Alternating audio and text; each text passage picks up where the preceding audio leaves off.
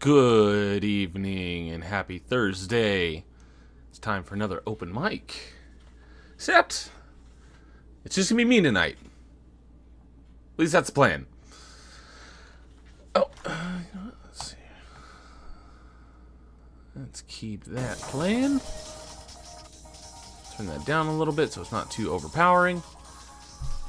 And yeah, so I think this is only like the third one I've done that was just me going solo. The very first one, and I did another one a couple months after I started my channel, and now I'm doing it tonight. So, but it may not stay that way. Who knows? It might be somebody might show up in the chat and might want to hop in, and I'll get you on in here. But for now, it's just gonna be me. So, I thought, since it's kind of what I'm going to be working on the first portion of the new year in my achievement hunting, is finishing up getting the last couple achievements on basically all the games that have glitched on me over the last year and screwed me out of a completion because the last achievement or couple achievements didn't pop when they were supposed to. So I've talked a little bit about some of them here and there. Let me put that over there so it's not too much in the microphone. I'll need that later. And I can't turn that down, unfortunately. One thing that really bugs me about these headphones, I can only turn game volume down on my Xbox, but when I'm using it on my computer, I can't turn the volume down without turning the actual computer down. And then that makes it quieter for you. So I guess I could turn them off, but it's a hassle to get them on and repaired to my computer, so I'll just leave them on over there. I don't think the microphone should pick up too much of it. But anyways, I'm going to go over the games that I've gotten glitched out of completions with so far over the last year, and what happened with them, what I have to do to get the missing achievements, and so on and so forth. And I don't expect that to take too long. And then after that, as of just a few hours ago, a demo released for a game that I am very much looking forward to. So I'm probably going to pop that on and play through the demo. And depending on how long that takes, I'm going to hop into one of the games I'm going to be talking about that I am one achievement away from completing and have been for 6+ months. Due to some achievement shenanigans, and maybe wrap that up, because I'm right at the end of the game, right at the final boss fight, so we shall see. So, with that, I see Angry Canadian in the chat, hopping in to say hi, but he'll have to catch the replay later. Always good to see you, Canadian, good bro. I know you often, because you're like 15 hours ahead of me, I know you often can't hang out live, but I know you always catch the replays, so it's always good to see you. And never failing to appear is my good bro, Paul Hadouken. What's up? Howdy, howdy. Good evening, Paul. How's it going? Are you driving tonight? Let's see. Let me turn my mic down. It keeps peaking in the red zone. So I'm going to turn my mic down a little bit. So if you're driving, drive safe. Don't James and drive. But yeah, I'm going to be talking about some achievements. Always driving, always on the grind. A sip of water for the working man. What's up? Well, drive safe. Go make some money. Hopefully it's popping off for you tonight. The peaking is okay. Okay. Good. Hopefully you got a busy night and you can make some good moolah. So, let me go over to this. Yes, that's what I want. And talk about, I'll start off with Road 96. So, the first two I'm going to be talking about here are two games that were in Game Pass, and they both left around the same time. Let's see here. This one left at the end of June, because I remember I was panic playing it. And the other one is Marvel's Guardians of the Galaxy. Oh, that was actually before. I was panic playing this one as well. It left in the middle of March. Because we have, whenever games leave Game Pass, it's always right in the middle of the month, around the 15th, early morning on the 16th, and then at the end of the month, whatever day that happens to be, whether it's the 29th, 30th, or 31st, or the 1st, since all the months are all the days in the months are different. But these are the two that I got kind of screwed because they were in Game Pass, and I was panic playing both of them. And an achievement or two at the very end of the game did not unlock like it was supposed to. So, fortunately, Road 96 is only a 6 to 8 hour completion. It's pretty short.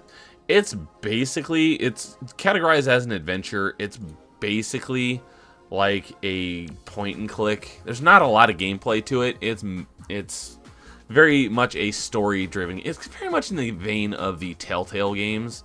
A little bit more gameplay to it than those, but not by much. It's very much narrative driven.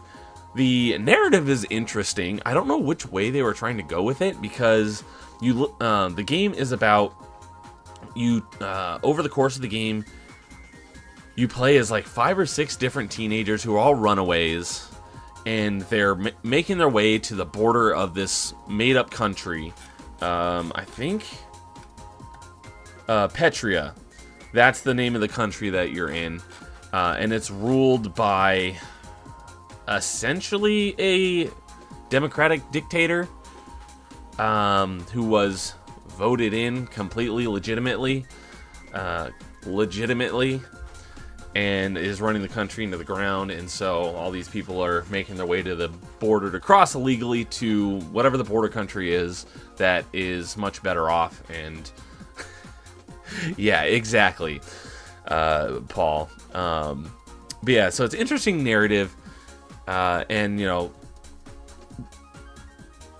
there's people who are for the government and against the government. And there's all sorts of government propaganda on the radio. It takes place like in like the equivalent of like our 1990s. So there's not a lot of like that. We don't have like, you know, like cell phones like we have them today. It's more like the old car phones or the early cell phones. So it takes place in like what would be like our late 90s essentially when it comes to technology wise.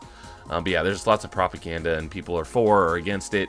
So the thing that I'm not sure about is, given that, you know, given that this is from, I've never heard of this publisher before, Raven's Court. I haven't heard of Merge Games. I don't know what other games they've done, but I've never heard of the developer, Digix Art. So I don't know where they lie politically. It doesn't really matter. I think they did a good job of playing very neutral and not making it too blatant on which side of the fence they align politically.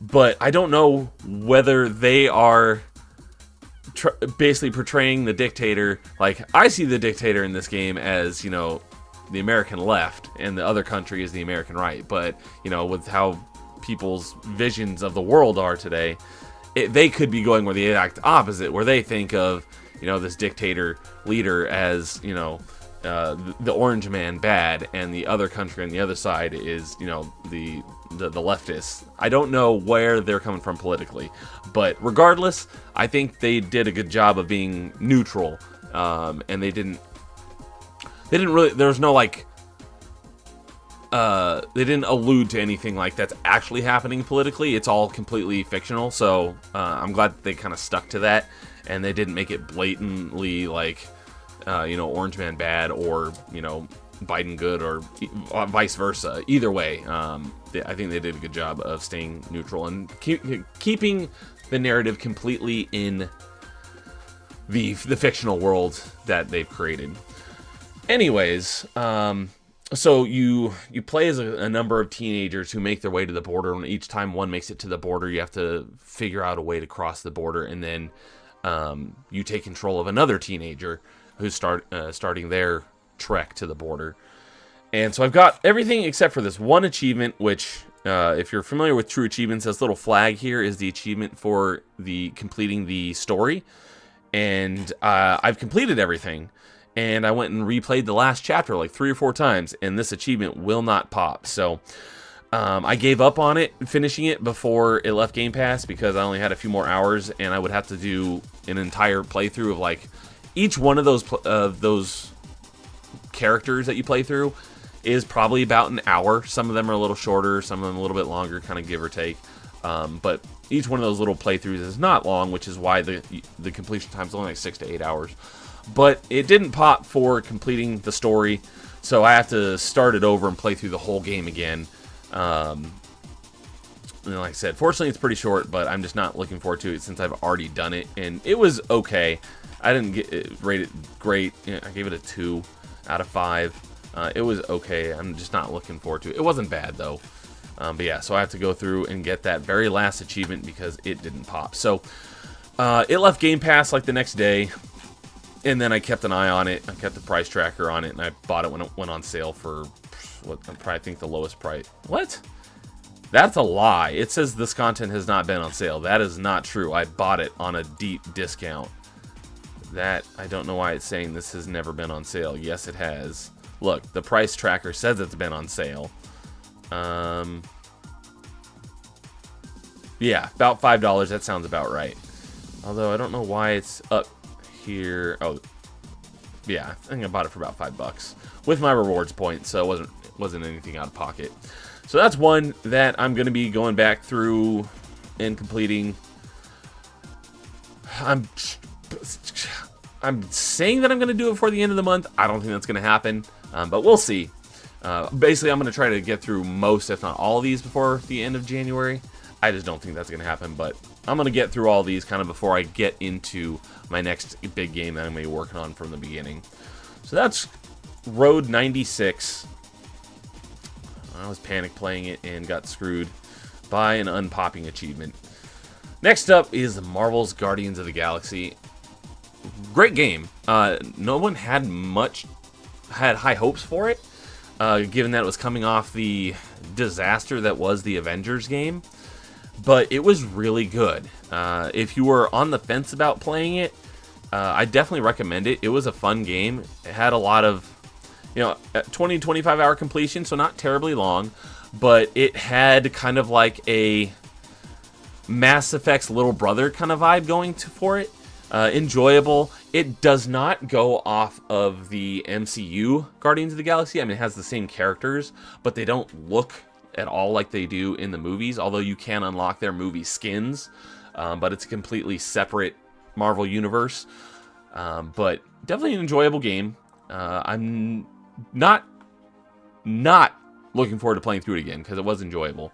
It's a full playthrough. It's not a terribly long game, but it is a decent amount of time. I'd say it's probably like probably 10 to 15 hours for a full playthrough, even knowing what to do, and I'm not going to be going for any collectibles because all I have to do is beat the game again. But yeah, fun game. As you can see, I have 55 out of 58 achievements. The 3 that I am missing, let me show you first. Right here, let's see here. I have the achievement right here, unlocked for complete Chapter 16. Chapter 16, alright? I've completed Chapter 16. Go down here to my locked achievements. And I have not unlocked the achievement for Chapter 14, or Chapter 15. Riddle me that. This was in Game Pass, and I panic played it before it left Game Pass. But yeah, Chapters 14 and 15 didn't unlock, but 16 did. It does have Chapter Select. I've gone through and I've replayed Chapters 14 and 15 a couple times. Achievements won't unlock, so I have to go through and play through the whole game again. And then, similar to Road 96, the little flag icon here for beating the very last chapter of the game did not unlock either. So I don't have to do anything other than just play through the game, and these 3 missing achievements should unlock. So, easy peasy, just takes a while to get through the game, but it is fun. It has a great story. The story is essentially this crazy space cult starts taking over the galaxy and everyone gets indoctrinated, and the Guardians of the Galaxy are trying to, they're some of the few people who resisted it, because how it works is that I think it was called the Promise, so everyone, it's different for everyone, but this crazy cult gives you like a vision of something that each person like really desires and wants, and most people who are weak of will accept the promise and they give into it, and they get turned into mindless drones that are indoctrinated to the cult, and the cult takes over their bodies and essentially they're not, okay, I can't really say they're mindless drones and the cult controls their body, but kind of tells them what they do, and they do it without question, is more accurate. But the Guardians of the Galaxy, most of them, some of them do accept the promise and have to get turned back to the light side, so to speak. But the Guardians, for the most part, resist the promise because they know it's not true. It's fake. It's all lies. It's all made up. And they are trying to fight against, little band of the Motley Crew, not the band, but a motley crew of characters who are out to stop this cult from taking over the galaxy, while they're also having inner turmoil within themselves and fighting, the inner fighting that they basically have in every story. So, good story, good gameplay, and it's fun. Not terribly long. I definitely would recommend it. But yeah, I was panic playing it, and those achievements for chapters 14, 15, and completing the story didn't unlock, so I got to go back through and complete that game just by playing through it again. So, and it does have a couple of... Each level, there's a couple of different paths you can take, and some of them will make certain characters happier and some more upset, and that will dictate kind of their disposition towards you. So, which there's also, if I remember, there's at least one... I think there were a few points in the story where you make some critical choices, but I think only one of them actually really makes a difference in the gameplay. It's not even a huge difference. It just decides who's in your party for the next few levels. But there is kind of one kind of critical path that diverges and ends up changing a little bit of the gameplay for a few levels. Yeah, so that's Guardians of the Galaxy. Like I said, if you are on the fence about it, I would recommend it. Another one. This was a little ways farther back. This was February of 2022, so almost going on 2 years. This is one of those games that I have talked about that for the most part, I don't buy anymore because I bought it at first because I was buying anything that was cheap and a quick completion. This is one of those games that I've mentioned a few times where they've just added title update after title update after title update, and they haven't added any new content to the game, but they've added more and more achievements. So, for the most part, I don't buy these games anymore, but back then I was buying pretty much all of these because it's a $5 game, and this one's actually a little bit longer than most in this subgenre, I'd say, because most of them are $5 and they're 0 to 0.5 hours, meaning 30 minutes completion for like 5,000 gamer score. This one's a little bit longer because you do actually have to play through to the end of the game.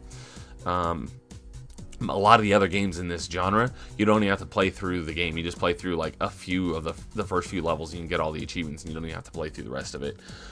But this one is actually I would actually even recommend it because it is a puzzle game, and I love puzzle games, and it's a pretty good puzzle game, even though it's pretty low rated, only 2.16. It's a grid-based puzzle game where every time you move, there are enemies in the level like goblins and snakes and stuff, but they only move when you move, and they move like one square when you move one square, and you have to move boxes around, and you have to get to certain parts of the map to hit buttons and stuff to open up the exit and then get to the exit. So it's actually a pretty decent puzzle game. Some of the levels are pretty difficult, but as with most puzzle games, you can just look up a video guide if you're having trouble, which I actually had to do on a few of the levels because I'm like, there's no way I'm going to figure this out. And in my opinion, that's a sign of a good puzzle game. But pretty much all the achievements they added are just for killing snakes, which is the main enemy you come across in the game, and opening chests. And as you can see, the title updates are just open more chests and kill more snakes. Open more chests, kill more snakes. Open more chests, kill more snakes. And each one of these title updates, basically, if you had already met the requirements from playing the game previously, when you booted up the game, all the new achievements would unlock immediately. So you didn't even have to play the game. But the base game, there's like 8 worlds essentially in the game, and I think there's 8 levels in each of the 8 worlds that you have to beat to get to the next world. and there's an achievement for beating each of the 8 worlds. But for some reason, I've completed all the worlds, but the complete the game achievement, always that complete the game achievement didn't unlock. So I got to go through and play through the game again in its entirety. It's very short, especially if I'm following a guide. I just haven't taken the time to do it. But I'm going to do that here soon, because all these ones where I'm missing 1 or 2 achievements due to glitches, I'm going to wrap those up and get those completed. I don't think this one's going to get another title update and bumping up to 5,000 gamer score. It might, because a lot of these games, just right after New Year, got one more title update, bumping them up another 1,000, but this one hasn't, and the fact that it's, you know, we're already like a week past that. If it was going to get another title update by now, I think it would have, so I don't think this one's going to get another title update. So hopefully when I get that last achievement, I won't have to worry about playing it again and unlocking, you know, and losing my completion and having to regain it. If, however, they do add another title update, it's probably just going to be unlock more chests and kill more snakes. So it should be very simple to regain that completion. So that's Smart Moves. There is Smart Moves 2, which I don't have, and there's also Smart Moves. This is the Windows version, because it originally came out on Windows, but they have also the Xbox version. So there's probably like just the Smart Moves games. There's probably 4, maybe more, if you count all the different stacks. Let's see here. Okay, yeah, there's Smart Moves 1 and 2, and there's Smart Moves 1 and 2, the Windows versions. But I have just, oh, I didn't realize I had the Xbox version as well, and I don't even remember that. But I don't have Smart Moves 2. But yeah, so that's that one.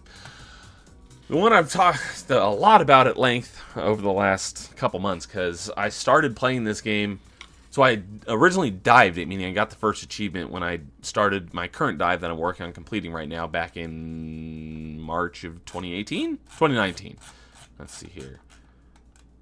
March of 2019. Yep.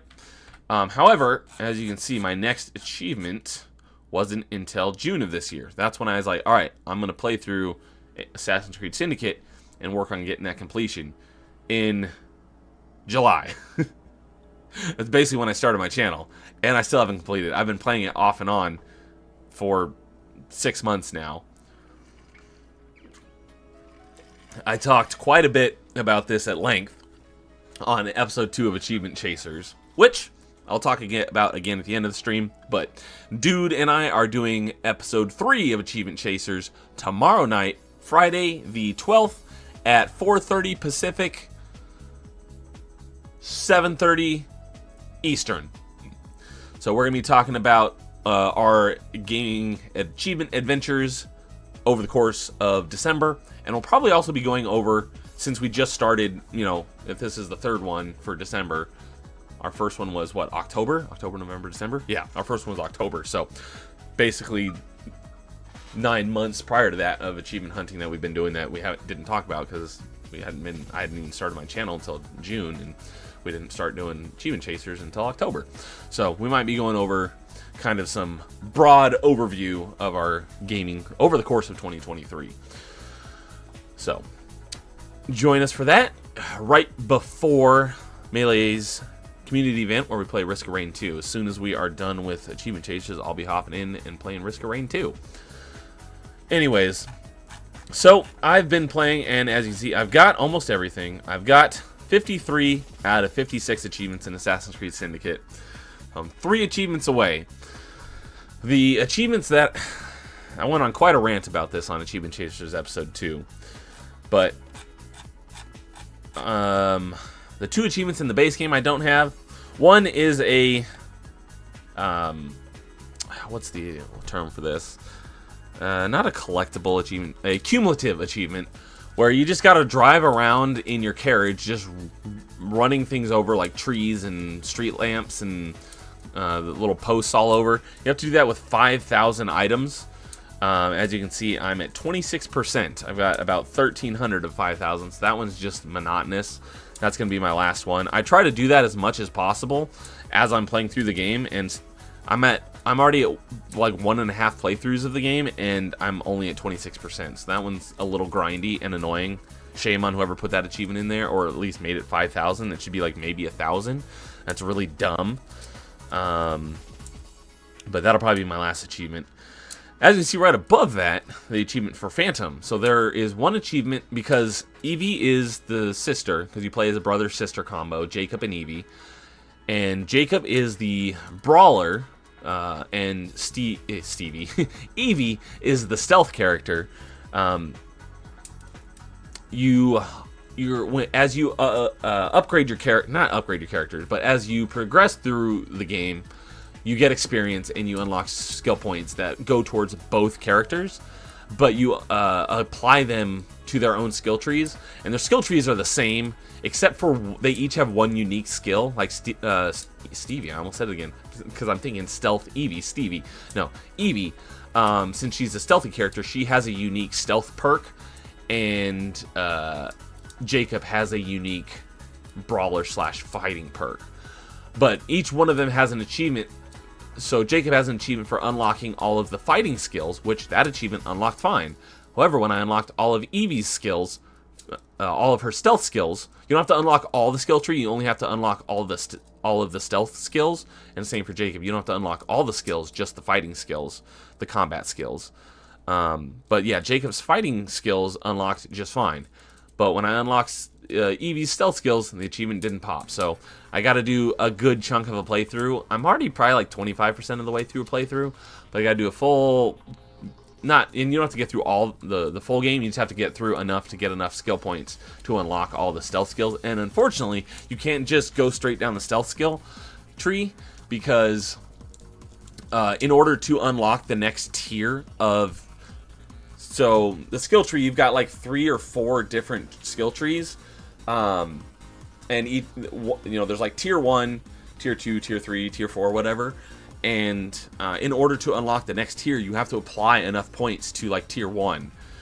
So in tier 1, there's only like 1 or 2 skills to apply it. So you actually have to apply your skills to the other skill trees in order to hit that threshold to unlock the next tier.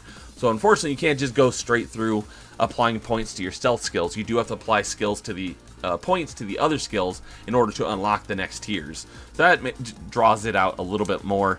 But I think I've only got 4 or 5 more skills to unlock for her. I want to say that there's probably about 25 skills in each of the skill trees, in each branch of the skill tree. So I've got most of them, but I have to, and they get more expensive as you go down. So at the top, you only need to apply like 1 point to unlock the skill, and the ones at the bottom take like 6 points. So, and each of those thresholds to unlock the next tier gets more and more. So like to unlock tier 2 from tier 1, it's like maybe like 4 points, and then to unlock tier 3 is probably like 8 points, and then to unlock tier 4 is probably like 10 or 12 points. So you gotta get a lot of skill points and apply them in order to unlock, learn every skill and get that achievement. So everything, a lot I had. So this game was notorious for borked, glitched achievements. Fortunately, I've unlocked all of the other ones, but when I basically finished my first playthrough of the story, I had about 13 glitched achievements that didn't complete. And most of them, once I got into the DLC, it started tracking. I only needed to do like 1 or 2 more things of whatever it required, and then the achievement unlocked. However, some of those glitched achievements, the requirements it takes to unlock them don't exist in the DLC, so I wasn't able to get those ones. But as I started a new playthrough and started from scratch, even though starting a new game, it still kept my progress. So once I did 1 or 2 more of those things in my new game, then the achievements unlocked. So that's why I have only 3 left. Fortunately, a lot of those other ones I didn't have to do all 100 things that it takes to unlock those achievements. I only needed to do it like 1 more time in my new game to unlock those achievements. So that is these 2 achievements, and then the last achievement I have is the last one in the Jack the Ripper DLC. So is achieve 100% synchronization in the DLC. So if you know anything about the achievements in the Assassin's Creed games, there's typically in almost all of the ones since I think 3. Heck, it might have even been since Brotherhood. I'd have to go back and check. But most of the Assassin's Creed games, they have an achievement for getting 100% in the getting 100% synchronization in all of the story sequences, because each Assassin's Creed is made up of like, I don't know, like 8 to like 13 sequences, and each sequence has like between like 4 to 10 chapters in them. And so, but there's all these other miscellaneous things that you can go to and look at your DNA sequence, and like for finding all of, like opening all the chests. Like in Assassin's Creed Unity, there was one for unlocking all of the chests in France, and that one was just easy but monotonous, because you just got to run around all of Paris and unlock all of, find. There is treasure chests for most of those things, maps, so you can easily find where you need to go, but you just got to go and then open each one of them.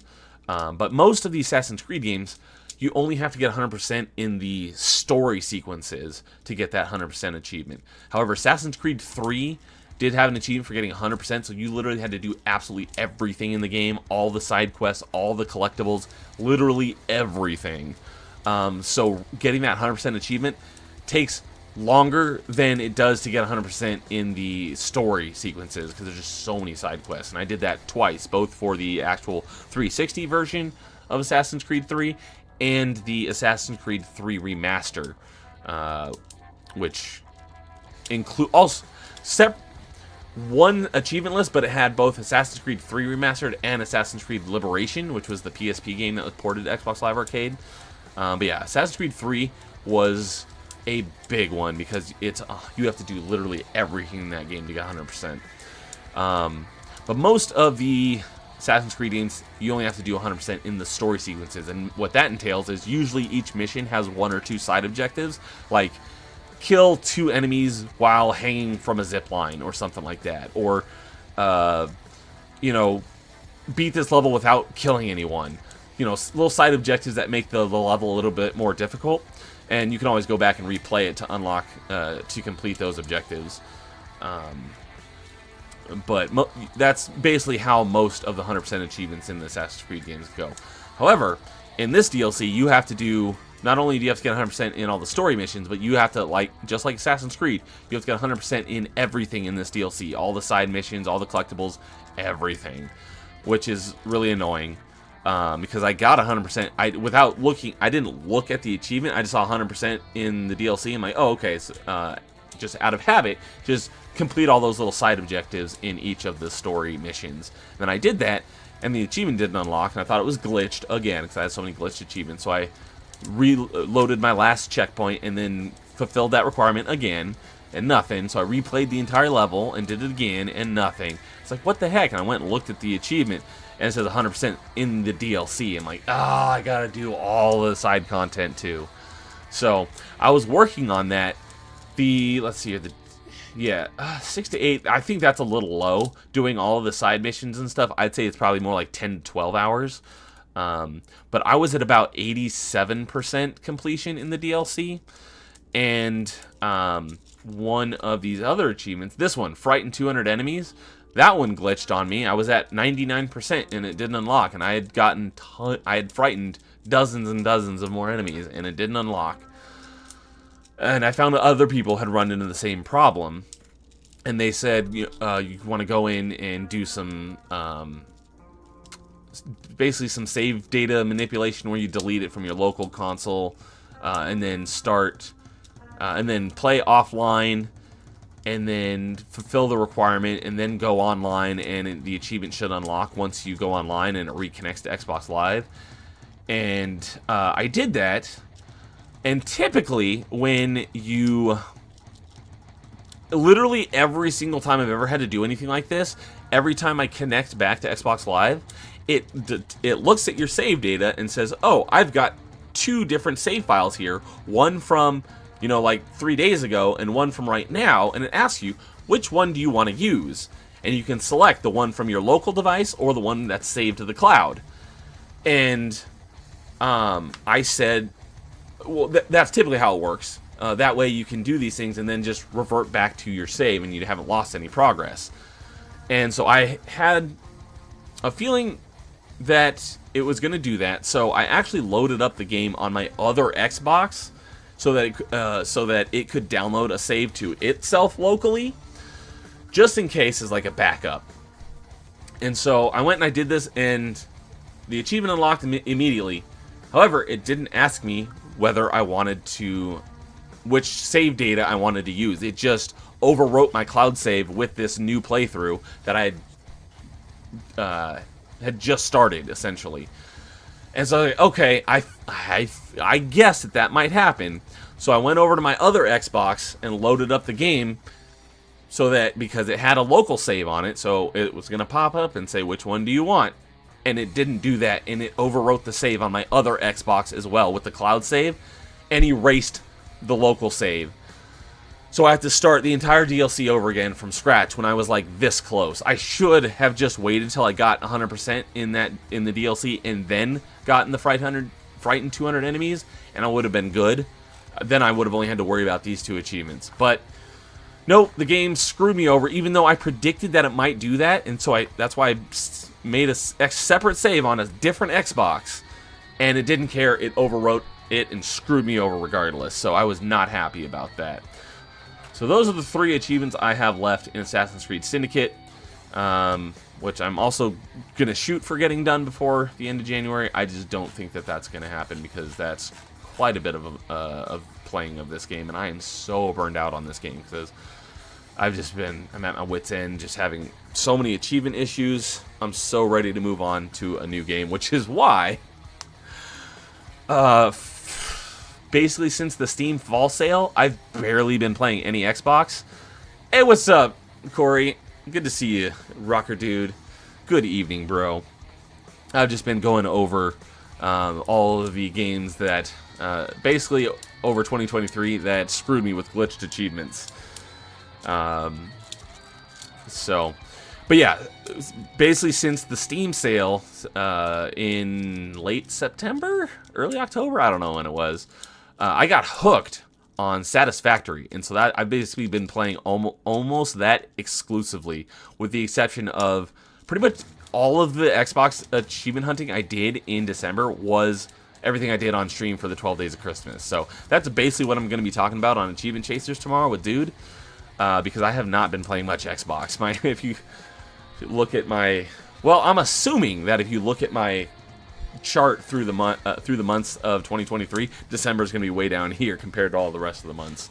But I haven't actually looked at it since like the first of the year. It popped up and said, "Hey, here's your year-end summary," and I posted to my Twitter feed, but I haven't actually really looked at it. But I'm assuming my December is going to be super low, because although I did get quite a lot of achievements in the 12 Days of Christmas, so that probably helped balance it out. But if it wasn't for that, I would have had basically the one achievement a day I've been getting just to keep my achievement streak alive, because I've been loving Satisfactory. However, I've kind of put that on the back burner now, because I got to a good point in the game where I'm going to put it on pause for a while and get back to Xbox gaming for a bit. So,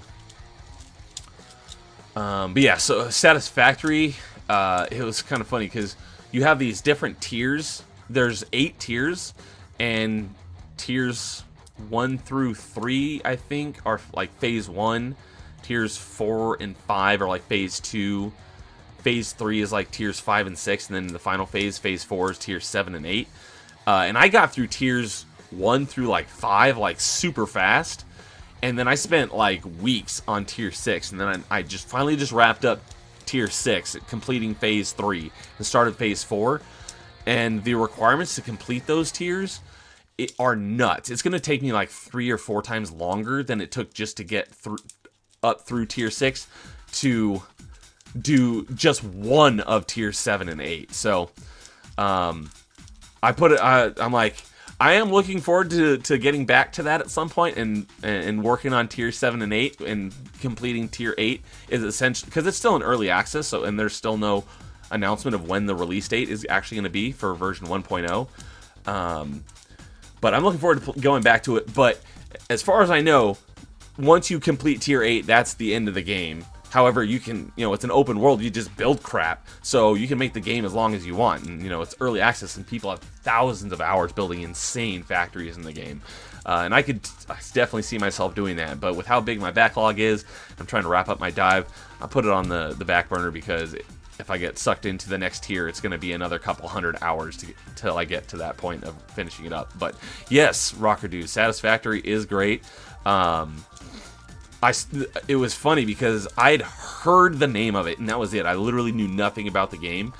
And I saw just a Twitter post saying, it was one of those ones like, hey, what game have you put the most hours into? And I saw someone had a GIF of Satisfactory, but I didn't even know what game it was. So I just said, I replied to whoever it was that put a GIF of Satisfactory. I'm like, hey, what game is that? And they're like, Satisfactory, and I've got like 2,000 hours. I'm like, oh, cool. I'll check that out. And literally like the next week, it went on sale during the Steam sale, and I picked it up, and I fell in love with it. And it's great. If you streamed it, I'd definitely be there and watch you and help coach you if you wanted to, or heck, I'd even be on stream with you, being your man in the chair, kind of guiding you if you wanted to. I'd be happy to do that because it is a great game and I love it. It's basically my new Subnautica. It's a Steam game and it doesn't even have Steam achievements, and I put in about 120 hours since whenever I bought it, late September, early October.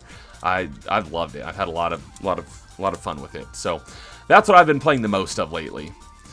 Hey, Insidious Bliss is here. What's up, bro? I have not played the multiplayer at all. I've not had anyone to play with. Given that, Dabs, Paul's lady, is big on building games, I've kind of been nudging Paul. I'm like, hey, Satisfactory's on sale. Wink, wink. I know your lady would love it. I'm assuming Paul would probably like it too, because I know that he loves Grounded. I haven't played a lot of Grounded, but I have liked what I've played of Grounded. It has a lot of the same building mechanics as Subnautica, which Satisfactory does as well. But I've not played any of Grounded with Paul yet either.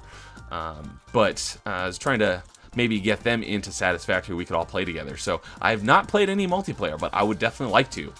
Bliss, have you played Satisfactory? We'll have to give that, if you have and you want to play multiplayer, let me know. We'll make that happen. So, I'm going to skip this. All right, that does it for Assassin's Creed Syndicate. This was an oldie. This was one of the first games for Windows Live games. And it was a free-to-play game, which is why I started it. And I was, even despite not having a gaming PC, I was able to play it because it doesn't require... You could run it on a potato PC. It's another puzzle game about moving blocks around and figuring out the correct patterns and the order of operations of doing things. It's a pretty decent little puzzle game. However, Games for Windows Live is dead and no longer exists. But when the game first launched, the final achievement down here, complete all levels, as you can see, all these glitched achievements are always the flag achievement for finishing the game. Was glitched, and True Achievements has a little icon for when achievements are glitched. You know what? Oh, I can't. I have to go back to it. But there's a little icon showing when achievements are glitched, and it was a glitch. You literally could not get it. So I was like, all right, I'll come back to it at a later date, somewhere down the line once they fix it. They did eventually fix it, but before I got back to the game and played it again, Games for Windows Live ceased to exist. So I can't play this game anymore. If you had the game, see, it's been removed from the Microsoft Store. I can't even... most games, if you purchased it, this was a free-to-play game, so you didn't have to actually spend any money on it, but you purchased it and, acquired the license for your account, you can go back and re-download the game. But I can't get the launcher to work, the Games for Windows Live launcher, and I can't find the game to re-download. Because the only way you can re-download it is through that launcher, from as far as I've found. So I don't think I will ever finish this game. It's, as you can see, it's not a terribly long game, 8 to 10 hours. If I could get the copy of the game again, I could go back through and complete it. If you still had it downloaded and never deleted it or anything, because I played this like 4 computers ago, so I need to download it again. Or if someone has the file, that's what I should probably do. Is I could try reach out to people who have played it, see if they still happen to have the file. They could probably just send it to me like in an email, and I could install it and play it again. I'm assuming so, because another Games for Windows Live game. That's a Metroidvania. Oh, yes, keep playing music. Thank you, DJ and Paul, for your awesome music, as always. Shout out to DJ Axis and Paul Hadouken for supplying great music for running in the background. But there is a Metroidvania that I have not yet played, but it is on my back burner once I get to my next dive and I add a crap load more games to my my gamer tag. I'm looking forward to playing it. And there's two versions. There's the Xbox Live Arcade version, which I have that one. And there's the Games for Windows Live version as well, which you can't get anymore. But I've got buddies in my Xbox Live Arcade community, or Xbox Live, in my Metroidvania community who have the file and have shared it around via a Google Doc. So, and I was able to install it, and I've launched it, and I just a couple months ago, so I know it works. Let's see here. I think I've got it here. Do I not? Ah, right there. Insanely Twisted Shadow Planet. So I've got that. I can boot that up and play it. So I'll be playing both versions of the game. But as far as Tinker, this game, I don't know anyone who has that file, and I have not been able to figure out how to get it to run. But if I did, I could go back through the game and get all of the stars and beat all the levels and wrap that achievement up. Because the achievements aren't discontinued, you just can't get the game anymore. So, and Insidious Bliss has it. Oh, you have Satisfactory on Epic Games. Cool. I think it has crossplay. Hit me up. Cool. I'm almost positive that it has crossplay as well. So yeah, we'll have to do that. That'd be awesome. I have not played multiplayer, so that'll be fun to see how. I know it has multiplayer, I just haven't done it. And then last but not least, the game I have been working on the last few days is a very little known Metroidvania. As you can see on Xbox, only 69 people have played it on Xbox, and out of those 69, only 12 have completed it. So very, very, very tiny player base. You're probably not going to find much higher player counts on other platforms either, because I do know that this game exists on other player counts, on other platforms. Yes, Rocker Dude is one of those 69 that has played it. Let's see. Has he completed it, though? I don't believe so. Nope. Jay Huns, he's #1 on the Metroidvania. Or, well, he was. Him and my other buddy, Skeptical Mario, are always fighting back and forth for #1. But Jay Huns got #1 for the year of 2023. So shout out to him. I'm going to be talking about that on my Metroidvania year 2 of the Vayners wrap up, which I'm going to be doing this weekend. I'll be getting that ready for the AH101 podcast for next week. Rocker Dude says he remembers not loving it. It's not bad. It's not great, which is why I gave it a 2.5 right in the middle of the road.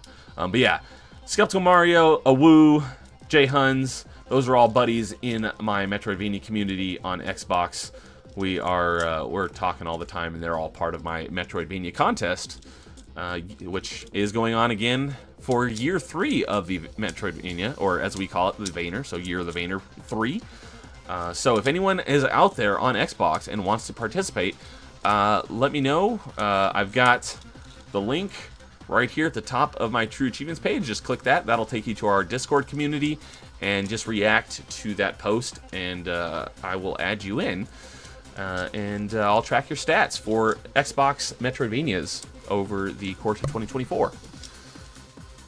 Anyways, this is a Metroidvania, very small community, very small player base. There's not. I've gone online to try and find stuff for this game, and there's almost nothing. And I'm not joking when I say this. Other than the developer of the game, I might be the most knowledgeable person on the planet with this game. So, because there's literally nothing about this game online. I think I found one YouTube video, and it was someone playing through like the first hour of the game. As you can see, the completion estimate is 15 to 20 hours. I have about 45 hours in it. Let's see if there's anyone who's put more hours in this game than me, because typically you can see the hours played. No, you can only see the hours played of the people who completed it. Time played, let's see here. Go down to the bottom. Yeah, out of the 12 people who have completed it, the most time played is 34 hours. I have not completed it yet, and I'm at 45 hours.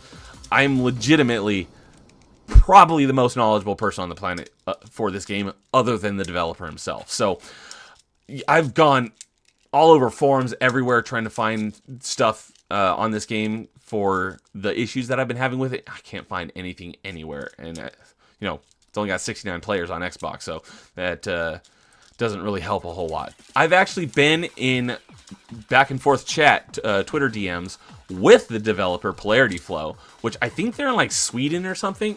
So I'll usually get, I'll message him at night, you know, my evening, which is like the middle of the night for him, and then he'll get back to me like in the middle of the day for me, after like he's off for the day. But I've got a Twitter DM going back and forth with him since like I'm not gonna pull it up here on stream, but I think I first messaged him in around June when I came across this issue, and we've been going back and forth. He's been trying to help me figure out like what's wrong, and even he's like, I'm sorry dude, I don't know what's wrong. It's, these things aren't supposed to happen. So but he's been cool. Shout out to Polarity Flow. I think his name is Aaron. It pops up when I launch the game, assuming that that name is actually the developer. I think it's just a one-man studio. But shout out to Polarity Flow. He's been great with the Twitter DMs, going back and forth with me, trying to help me figure out the issue. So anyways, I've got 22 out of the 23 achievements. The one achievement I don't have is multiple endings unlocked. So there are supposedly three endings to the game. There are two that are blatantly obvious. So at the very end of the game, after you beat the boss, it basically shows you, go here for ending B, the quick and easy ending, or go here for ending A, which is the good ending. And ending B is literally like the room before the boss fight. So you just go out and you go activate this computer and the game ends, which is what I did on my very first playthrough. To get the first ending, or the good ending A, I'm going to call it, you have to go traverse. There is fast travel. You can pull it after you get through a little bit of the map. Like when you start a new playthrough, after you get through, probably about after playing for like 30 to 45 minutes, you unlock the transporter item or whatever, and then at any time you can teleport back to any of the rooms that you've made it through so far. As in each room has 4 little healing stations that count as like synchronization point. I don't remember what they're called, but there's 4 in each room, and as long as you've activated 2 of the 4, you can then teleport back to any room that you've gone to, and you've unlocked 2 of those 4 save stations essentially. However, once you reach the end of the game, that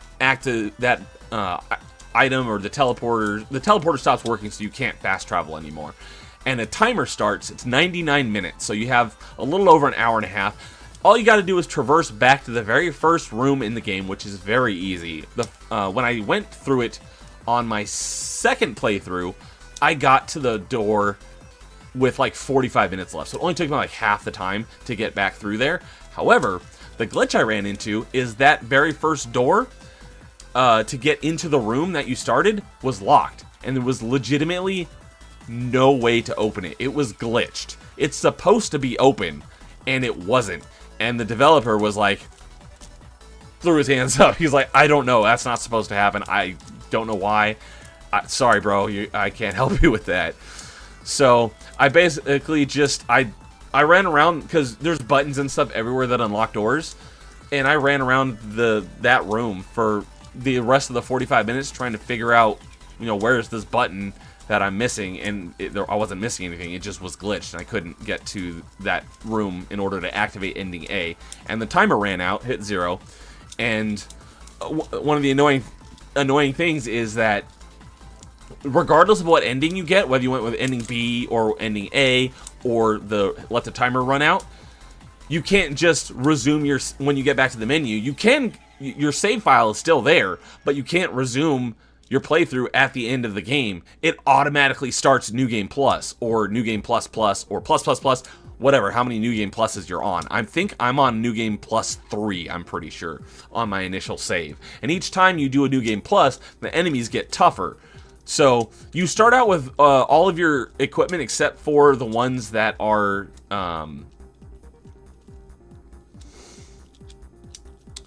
story. No, sorry, you don't start off with any of your equipment, your stats, because every 10,000, so every enemy you get drops little crystals, and every time you get 10,000, you can go to one of those little stations I mentioned and spend it on upgrading your stats. I'm probably the only person in the world who has done this, but I've maxed out the level cap of the game because I can no longer apply stat upgrades because I've reached the cap on my playthrough.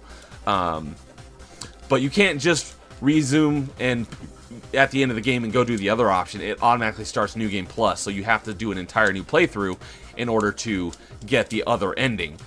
A full playthrough isn't terribly long. I just started a new playthrough, I think, on Monday night. So like essentially 3 days ago, because I haven't played it at all today. And I'm at the final boss of the game on this new... I started a new playthrough from scratch, not continuing a New Game Plus.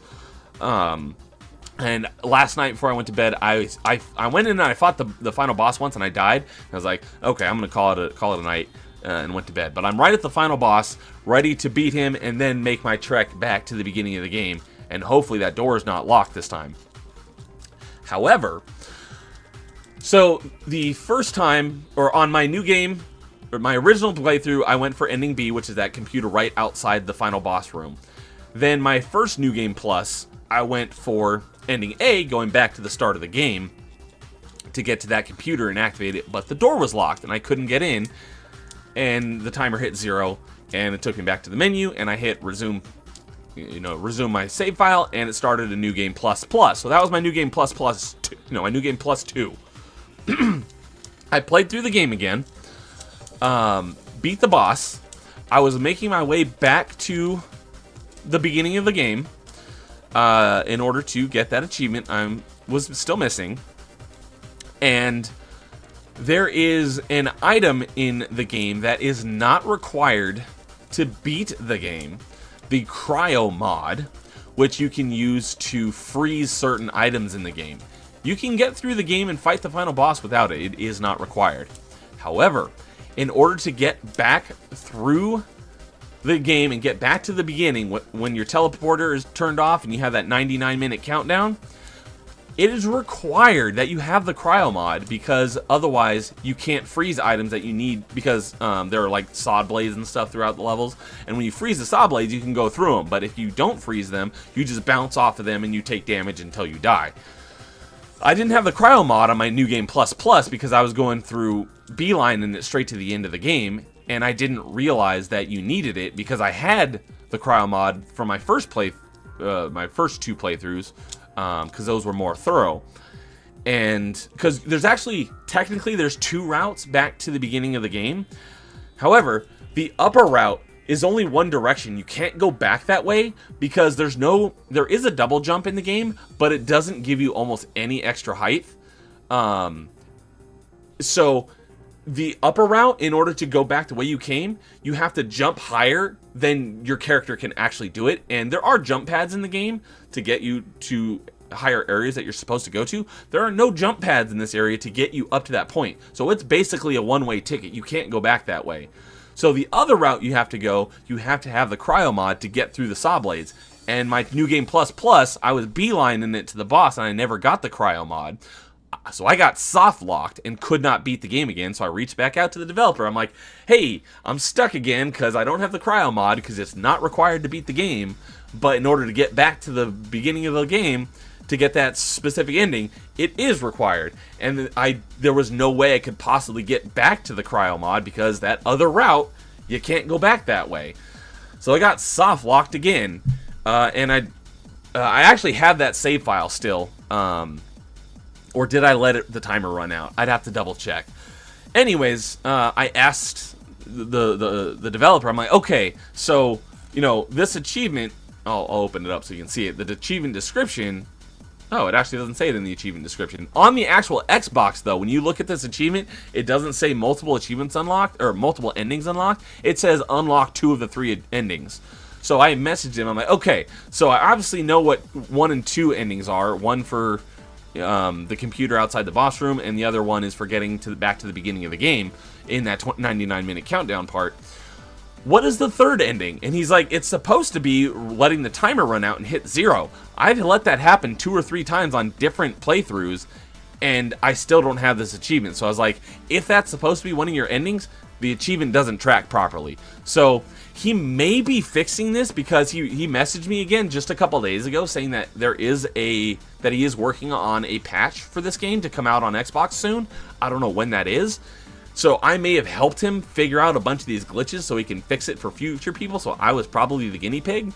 But as of right now, there is no third ending to the game. So those two computers, one at the right outside the boss room, and then getting back to the beginning of the game, those are the only two endings that count for this achievement. So I'm on a new save, like I said. I started from scratch. I'm at the boss. I am ready to fight him, beat him, and then make it. And I made sure I got the cryo mod this time, so I'm not gonna get stuck at that part with the saw blade. So I know I've got everything I need. Hopefully, when I do that and I get back to the doors at the beginning of the game, they won't be locked again, and I'll finally be able to get that achievement. So I'm probably about an hour away from getting that achievement, assuming I don't run into any more glitches. So maybe I'll appear as a playtester in the credits. Maybe he'll add me in. That'd be nice. But what's up, Fallen Angel? Good to see you here. However, the reason why he hasn't done much with this game is because he put out a new game. It looks and plays very much like Cryo Gear, but it is a new game, and it's been out on Steam, I think. It's been on some other platform. I'd have to double check for a while, but it's coming to Xbox next week, I think, called Ginsha, Ginsha. I'm pretty sure. Let's see if it's listed here yet. I don't think it is. Let's see if he's got any other game. Oh, that's right. There are a couple other games that from him that I didn't even realize. I didn't even realize this. So I was looking at it last night. Steel Rain X is another game that I have and I've played. It's a shmup. I've played a little bit of it. I still have a bunch to do. I've basically only played Steel Rain for contests like 12 Days of Christmas, so I have to really dive into it and play it in its entirety. But I'd never actually heard of Cyber Complex, so I'm actually going to look into this game. I think I put a price tracker on it, even though it's pretty low rated. It's a short completion, but it was on sale for $2.50 back in November. So if it goes on sale for that price again, I'll buy it again. Just throw a little bit of money the developer's way, because he's been great, and I like his communication has been pretty good. But yeah, so Ginsha is the next game from this developer. It's been out on other platforms for a while, but it's coming to Xbox within the next few weeks. So I'm like, fingers crossed, since we've been going so back and forth and I've been helping him with Cryo Gear. I'm hoping maybe he'll be like, hey, for all your troubles with Cryo Gear, here's a code for Ginsha on Xbox, and he'll gift it to me. I'm just keeping my fingers crossed. That would be nice. Hey, if you happen to, I doubt he even knows that I have a YouTube channel, but hey, Polarity Flow, yeah, if you I'll take a little bit of a sponsorship for Ginsha, and I'll play it, and I'll be your Xbox beta tester, and I'll shill for you a little bit, and talk your game up if you want to shoot a code my way. But yes, Rocker Dude, it is also a Metroidvania. February 2nd. Okay, it's a few weeks away, but yes, it is also a Metroidvania. From everything I hear, pre-orders for Ginsha starts on the 19th. Okay, that's probably what I was thinking. Is about a week away. Has a 10% discount on the pre-order, and then comes out fully on February 2nd. Thank you, Rocker Dude, for filling me in on that. And we had Dirk coming in with his honorary moo. What's up, Dirk? Yeah. So that about wraps it up for all of my games that I've had glitchy achievements with over the last year or so. So those are all the games I'm going to be working on getting completed here. Hopefully before the end of January. I doubt that's going to happen, but in the first portion of January, before I start working on some more games from scratch. So with that all said, I'm going to switch over to a little bit of gaming, because a new demo for a game I am very much looking forward to, surprise, surprise, a big Metroidvania that is coming out in just a few days, a week from today, I believe. A demo dropped today. So I'm going to be playing that, and hopefully I'm very much Looking forward to it. I've not had anything bad to say about what I've seen. A lot of people who are fans of this franchise kind of poo-pooed on it because it's very different from what this franchise is known for. But given that I am not a fan of the franchise, I don't have any nostalgia for it, and it's a side-scrolling Metroidvania with great graphics, I was on board from day one. So that is Prince of Persia: The Lost Crown, which comes out next week. Prince of Persia fans were like, what is this crap? That's not the Prince, and what is this 2D Metroidvania garbage, and who is this not Prince of Persia guy? Like I said, I have no nostalgia for the Prince of Persia games. The only Prince of Persia game I've even played was the Prince of Persia 2008, which I enjoyed. I thought it was pretty decent. I know some people had a lot of problems with the DLC because it basically, the ending completely undid everything that happened in the base game. I don't even remember that. I learned that from a video I watched not too long ago about like DLCs that undid the story of the main game or something like that. But yeah, I've been on board Prince of Persia from day one because I don't mention this often, but being a big Metroidvania enthusiast, one thing that I'm kind of tired of seeing is all of the pixel art Metroidvanias. It's like 80% of them or more are all pixel art. I want to see more good-looking, good graphic 2D side-scrolling Metroidvania games, like one of my favorites that I often mention, Shadow Complex. I know Rocker Dude's a big fan of Shadow Complex as well, and we haven't gotten a lot of those style of Metroidvanias in a while.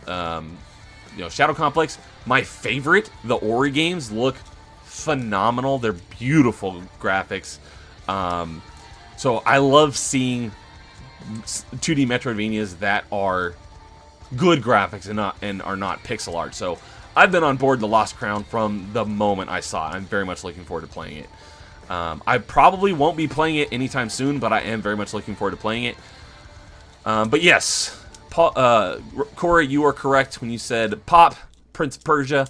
And for those of you who may not know, as far as I know, The Lost Crown will be launching into Ubisoft Plus on day one. So if you're not interested in buying the game, you can subscribe to Ubisoft Plus and burn through the game real quick as kind of like a Game Pass sort of thing.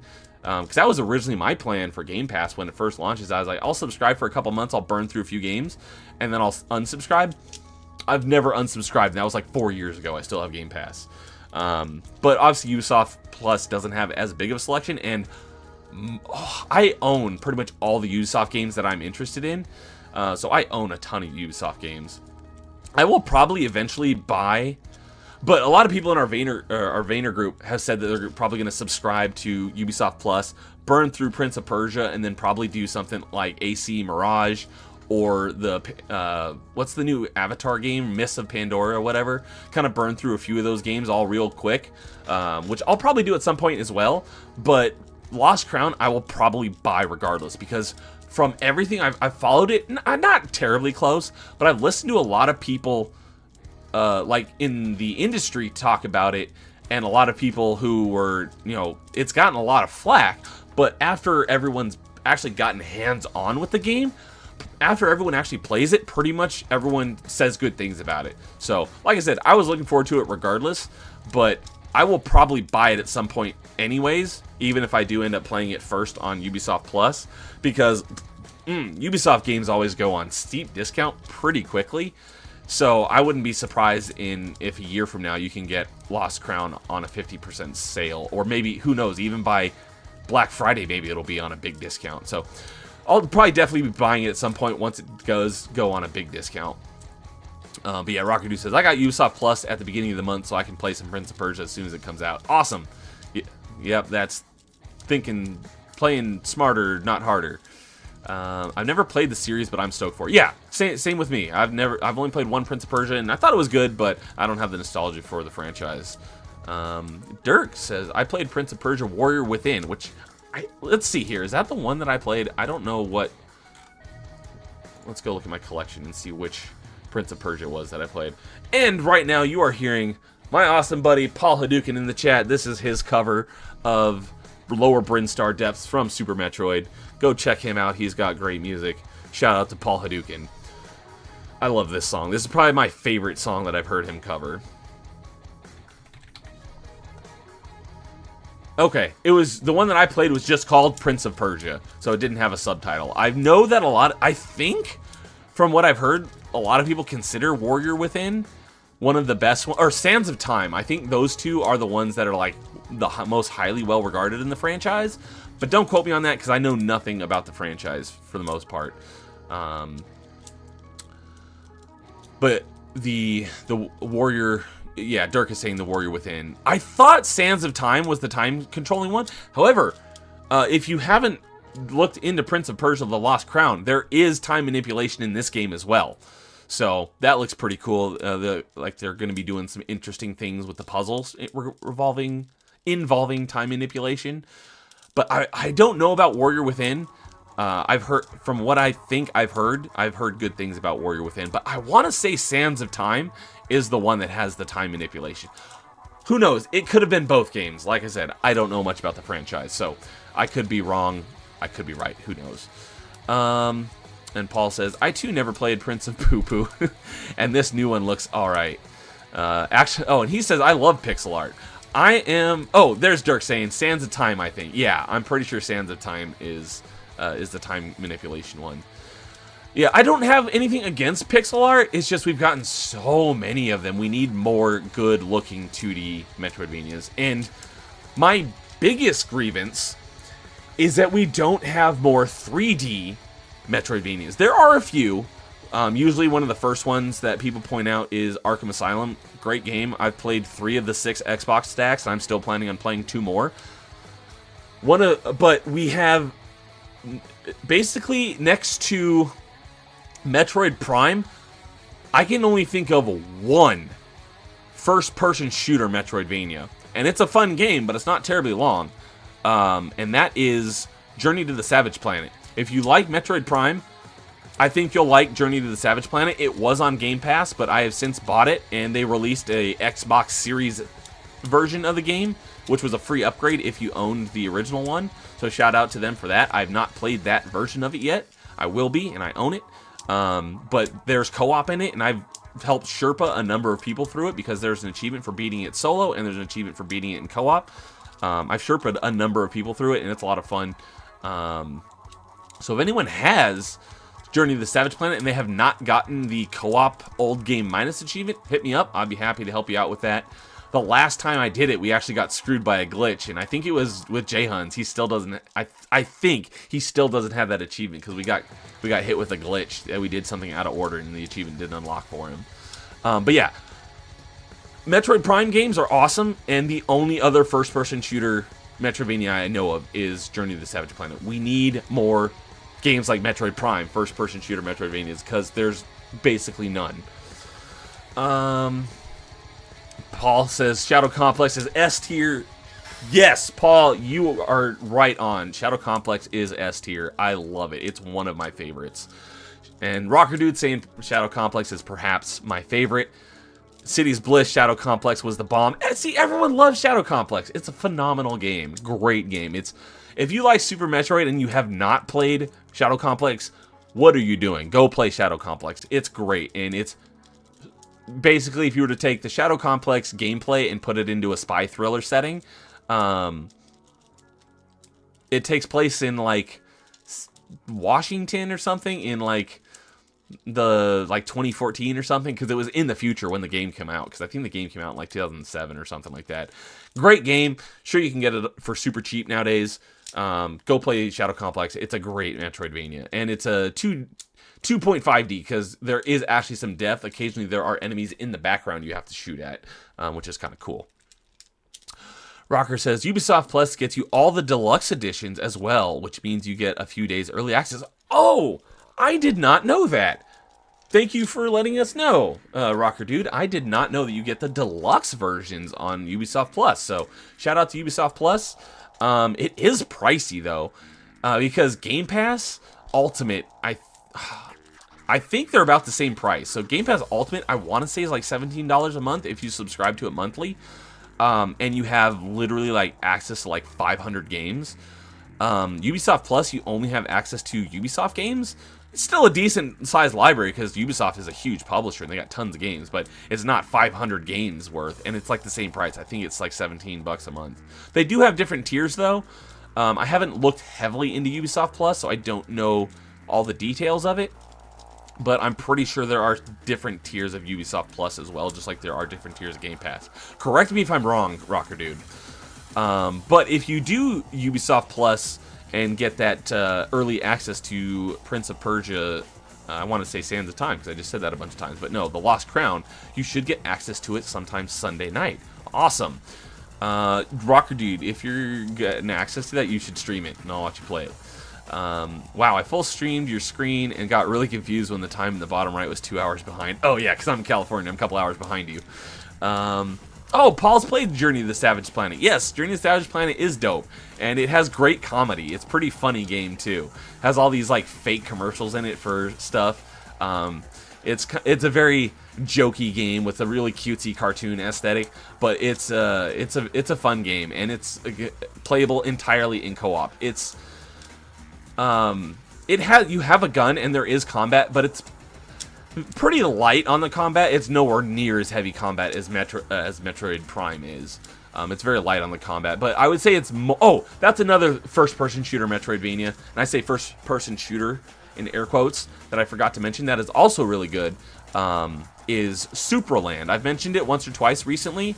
That one's more of a first-person platformer puzzle Metroidvania, but it does have some light shooting elements because you do have a gun and there are enemies that you shoot.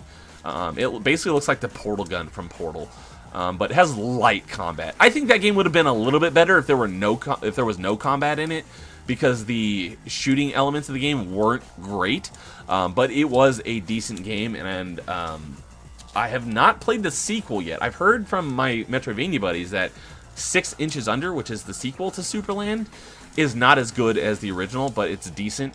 I haven't played it yet, but I am looking forward to playing that one as well, and that is another first-person shooter Metroidvania. So I need to get on that.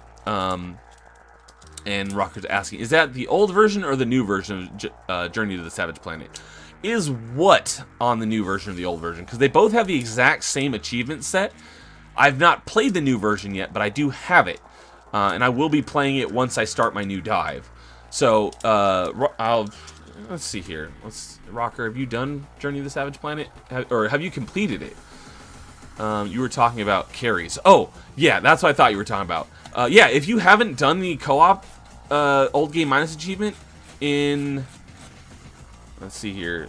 This one right here, Old Game Alliance. Complete it long enough to... tolerate another person long enough to beat Old Game Minus entirely in co-op. That's the one I'm talking about. Once I play the new version, I will be happy to carry in that version as well. It's funny, most of the time co-op achievements, because it requires another person, are higher ratio than single-player achievements. But in this one actually has a lower ratio, even though 9.2 is a really good ratio. More people have the co-op achievement than the solo achievement, because we have so many people that have helped carry other people. So... I've done the old version already. Haven't done more than a dive on the new version. Okay. Come on, open up. Let's see. Friends who've won. Yeah. Oh, you got it. You were the first person on my friends list to get it right before I did. Although you got it in January and I got it in March.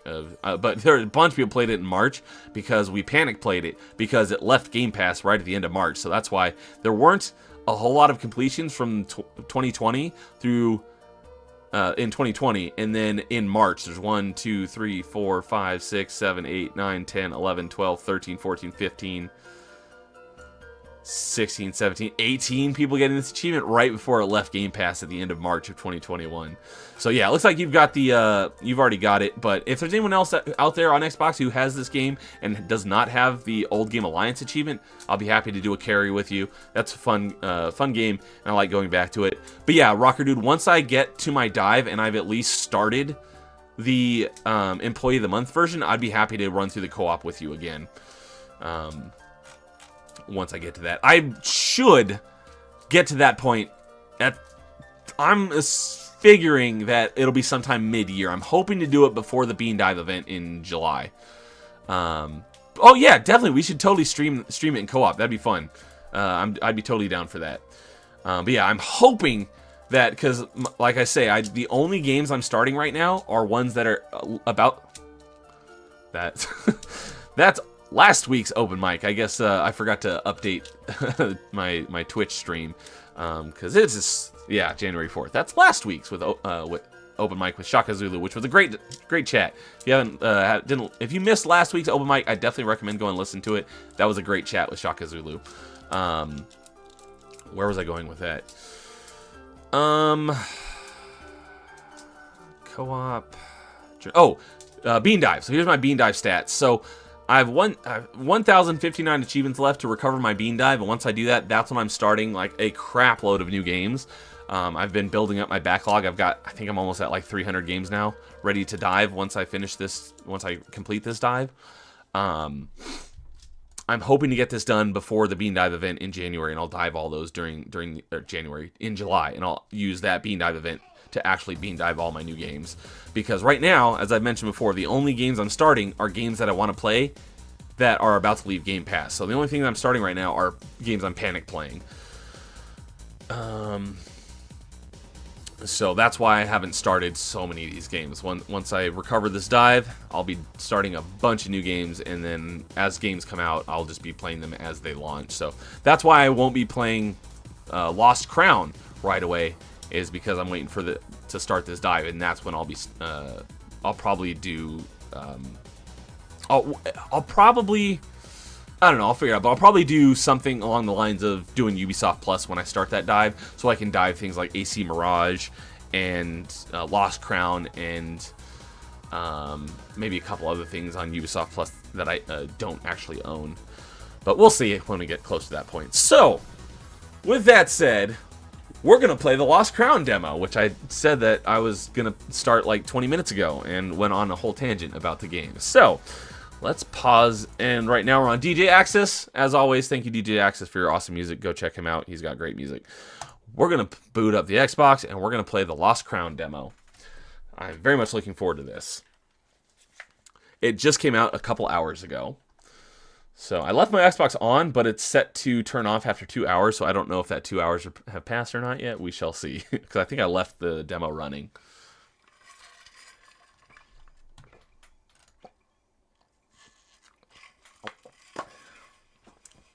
Oh, I should probably plug in my controller. That would help. All right.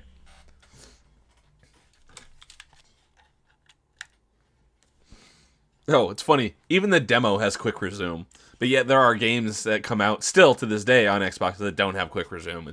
That's one thing. Another thing on True Achievements that I don't get is why isn't there, when you're on a game,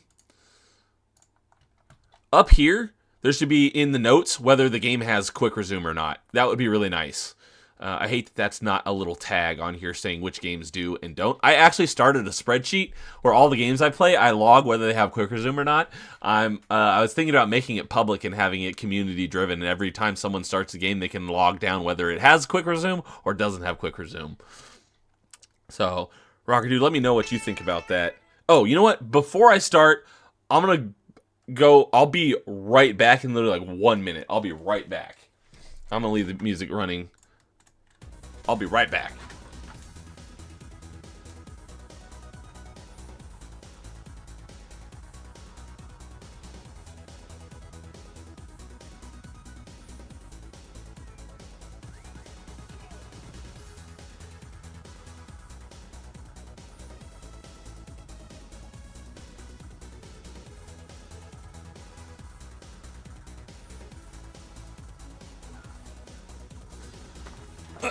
Alrighty.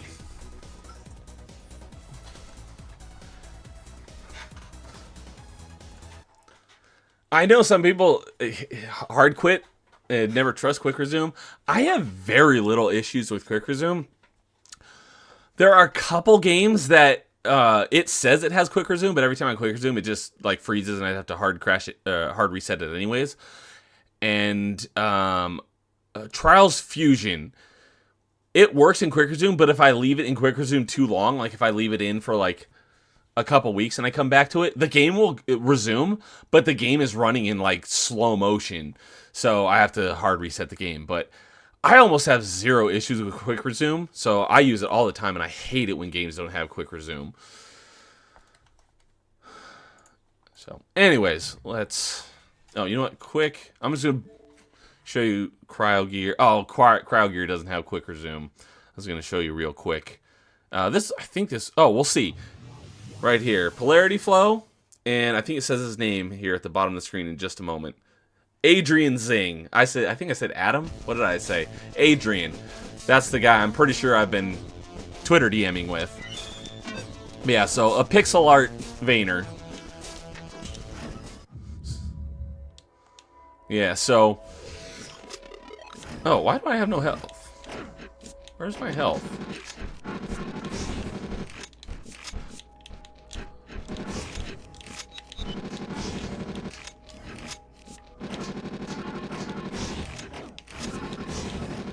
So this door right here, this is the final boss fight of the game.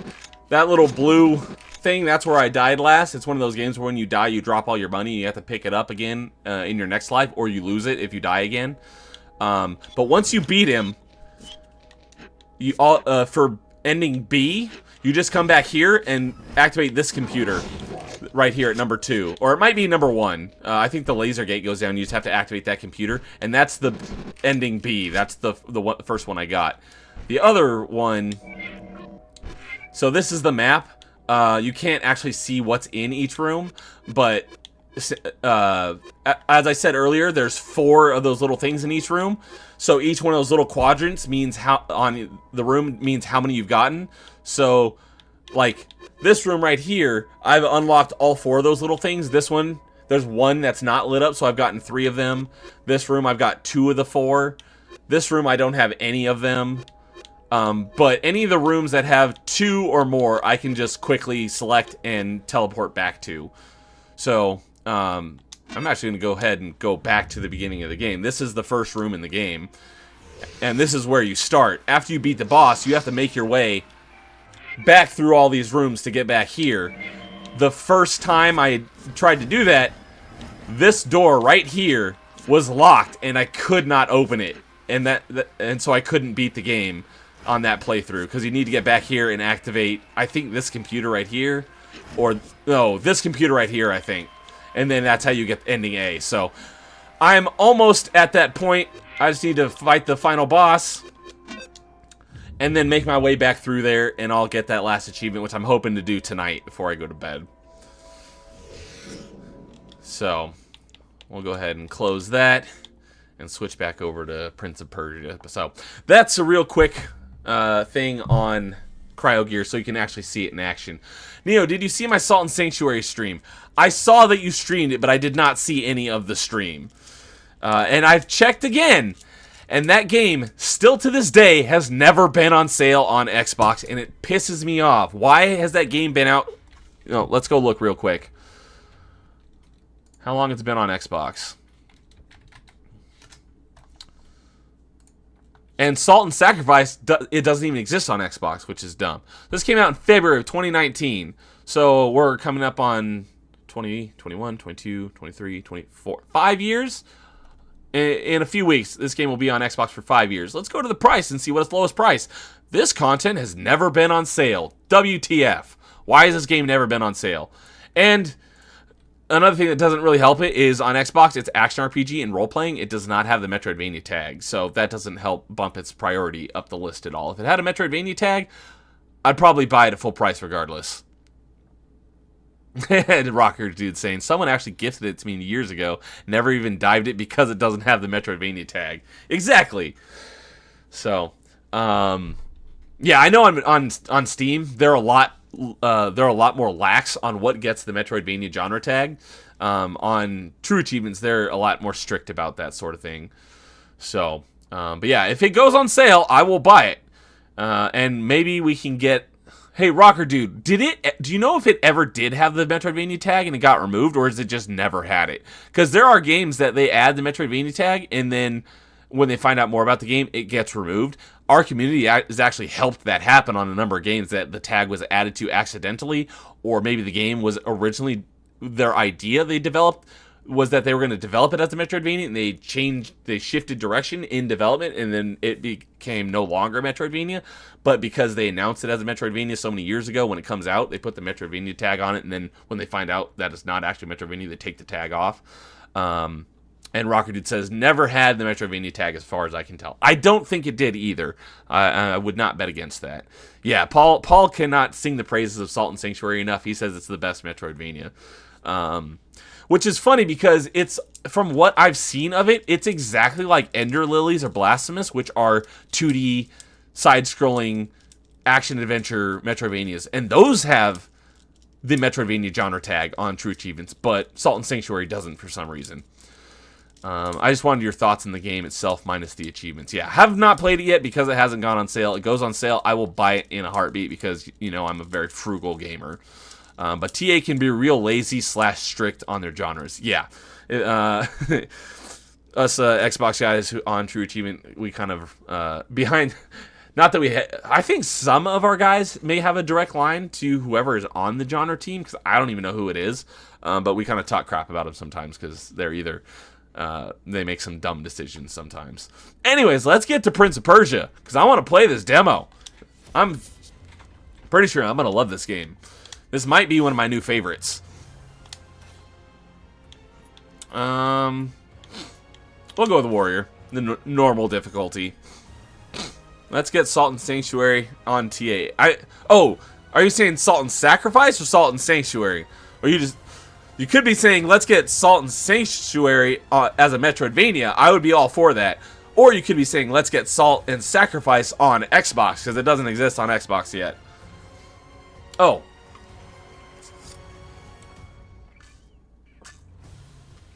Yeah, okay.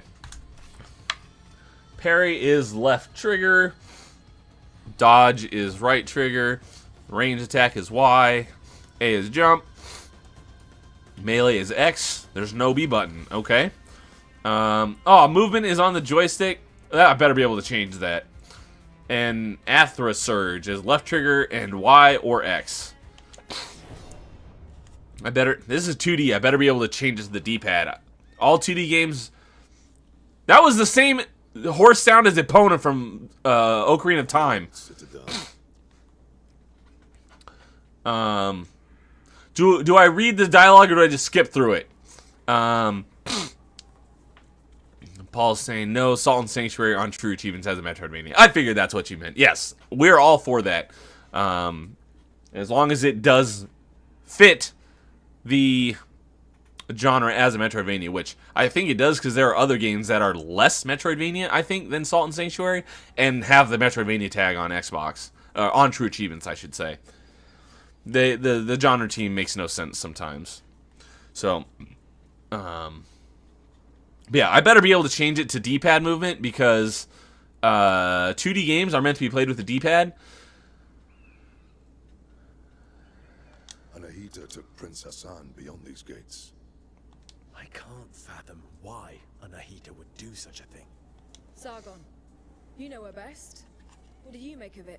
It doesn't make sense. She's always been loyal. She wants to seize power for herself. Oh, what do you even mean? This reminds me of all the like the gods that you start out at the game as being on the same side, and then they all betray you and become your enemies in Azura's Wrath. Because I know that Sargon, the guy you play as in this game, is like some sort of immortal demigod or something like that, and so are all these other people. This is very much gives me the same feel as those demigods in Azura's Wrath. And is Dead Cells a Metroidvania? No, it is not. It's a roguelite, but it is not a Metroidvania. It has some light Metroidvania elements, but anyone who says Dead Cells is a Metroidvania is wrong. The Simorgh may have disappeared, but the mighty god used to live on Mount Carve, and perhaps still does. It has always been the Simorgh who appoints future kings and queens. Where do you come up with all these weird names for things? Anahita probably wishes to receive the Simorgh's blessing. How's the game audio? Is the game audio good? Should I turn it up or down? Let me know. But why kidnap Prince Hassan? She needs him. The gates to the Simorg temple only open for members of the royal family. She has lost her mind. She will never get the Simorg's blessing like that. We can't be certain. After all, the Simorg Turn up may game. weaken. Okay.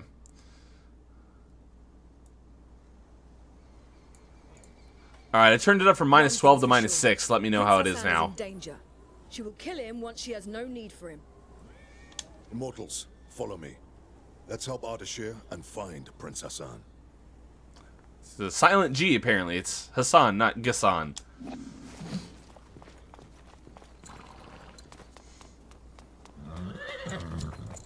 Wait for me here. Don't worry. I won't be long. I have a feeling that's not accurate. That's the exact same horse sound that they use in Ocarina of Time. Let's see. Nope! That's not what I want. Options. Ah, there's no D-pad movement. That's lame.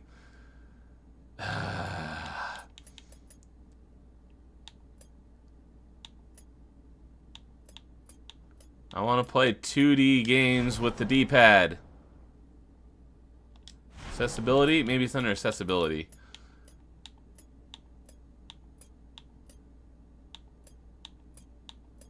Nope. You gotta use the... it's because they use the D-pad for different items. Dang it! I hate that. I want to use the D-pad for a 2D game. Always gotta go left at the beginning. Good, you could bump it up 3 more. Okay, let me bump it up 3 more. Alright, I went from -6 to -3. How's that? Okay. Nothing secret over here. You always gotta go left to check.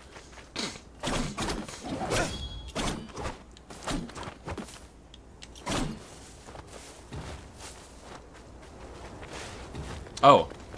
Hold right trigger to sprint. Is that block?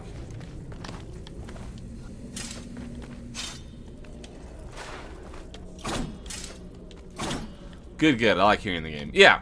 It's always good to be able to hear the game. Okay. So. Carve. Most sacred of mountains. Been here before? No, but I've read about it. This place was Oh, once what the the heck? site of King Darius's palace. That was weird. It started coming through my speakers as well. Religion, medicine, astrology, geometry, algebra. All knowledge was gathered here. Astrology's Accessible to fake. all. Astronomy is real. Astrology's fake. There's absolutely zero science in astrology. And Kaf was home to a great citadel of wisdom. The pride of all Persia. I'll teach you a setting where when you talk, the game volume automatically lowers and comes back up when you stop talking. Oh, that'd be awesome. That'd be great. I would love that, Paul. And? What happened?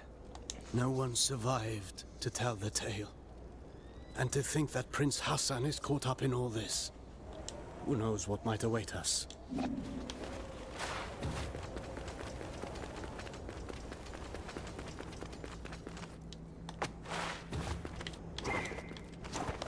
Oh, you don't have to earn... Oh, you don't have to earn air dash or wall jump. You have it from the beginning. Okay. Do you have double jump? No double jump. Not yet. I'm assuming you get a double jump. I mean, every good Metroidvania has a double jump. That's kind of our joke in our Metroidvania group, is if a game has a double jump, it's automatically a Metroidvania, and we say, Metroidvania confirmed? Jokingly, because, of course, not every game with a double jump is a Metroidvania, but typically any game with a double jump, typically any Metroidvania has a double jump. So far, it feels great. It's really smooth. I like the controls so far. I just hate using the joystick to move and not the D-pad. I'm guessing it's because you gotta aim stuff around at a very precise angle, which you can't do with the D-pad, which I totally get. But you have that in Ori, but but you can choose. You can use either the D-pad or the joystick. So it's nice to be able to use the D-pad to move around, and then when you have to do that, you can switch to the joystick real quick to do that precise aiming, and then switch back to the D-pad. This one doesn't have that. You have to use the joystick. I'm a warrior, not a seer. Frozen as it falls. As if time had stopped.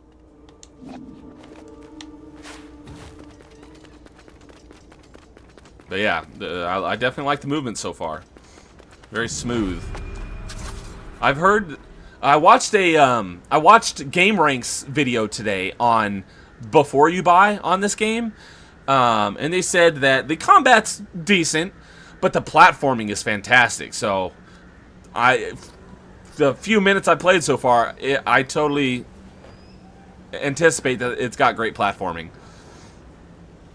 Yeah, Salt and Sanctuary uses analog to move and D-pad for items. Yeah, I hate that when it doesn't give you an option.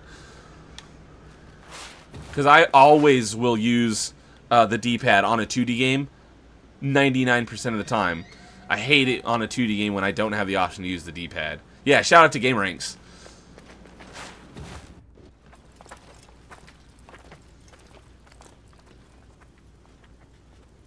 Station. Yeah, I'm here for the Princess platforming Anne over can't be combat far. any day. Something is not right here. We must proceed with caution. Sure, Menelaus. You can scurry from shadow to shadow like frightened vermin. I'm serious, Orod. There's a strange presence here. I can feel it too. Be careful, There's it's a only one trap. way to find out. Let's go then.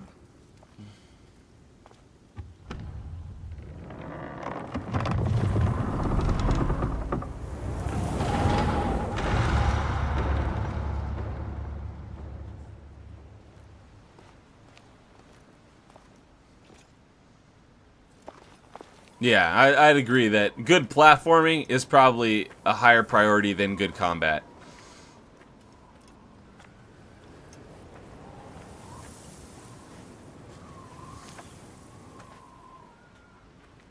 Barum, this is Azad, one of Ardashir's men.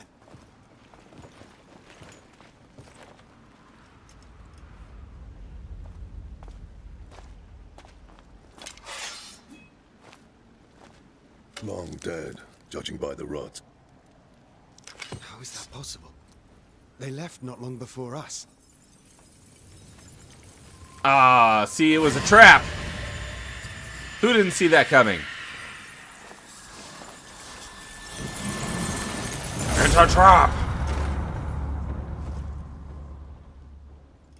We are not welcome here. Stay on your guard. We will find the prince and Anahita.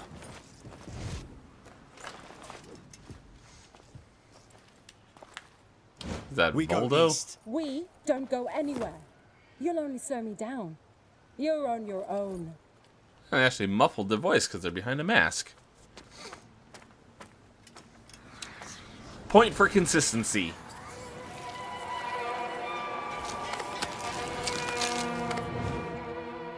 Oh, it's a zombie game.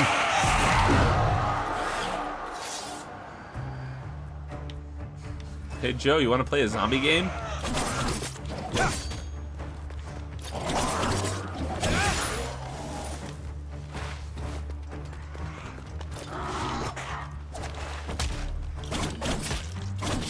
Ooh.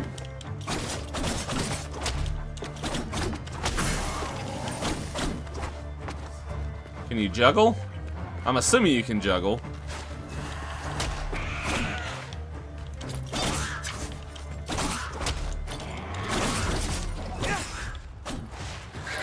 Ow. Is it left? Yeah, it's left. Oh, look at that parry.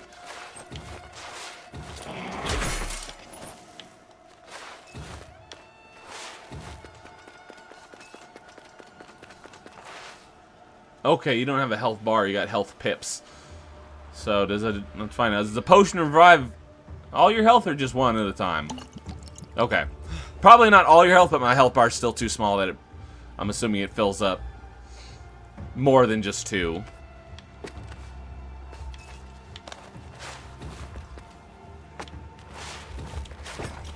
Combat feels pretty good so far.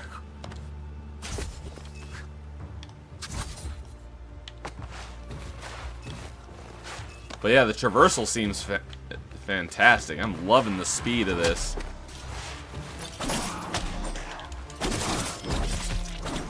Okay. I'm assuming I'll be able to juggle more as I unlock more abilities and stuff and get more airborne.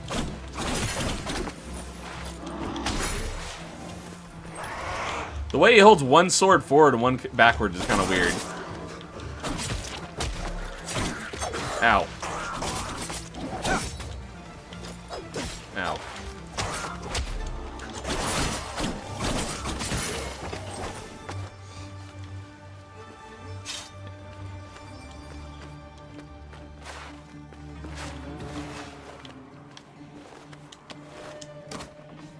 Yeah, this exactly. You can't be as precise with this as you on a D-pad as you can a joystick. Although it seems to only point in the directions that a D-pad can point to, so it doesn't look like you have to be all that precise.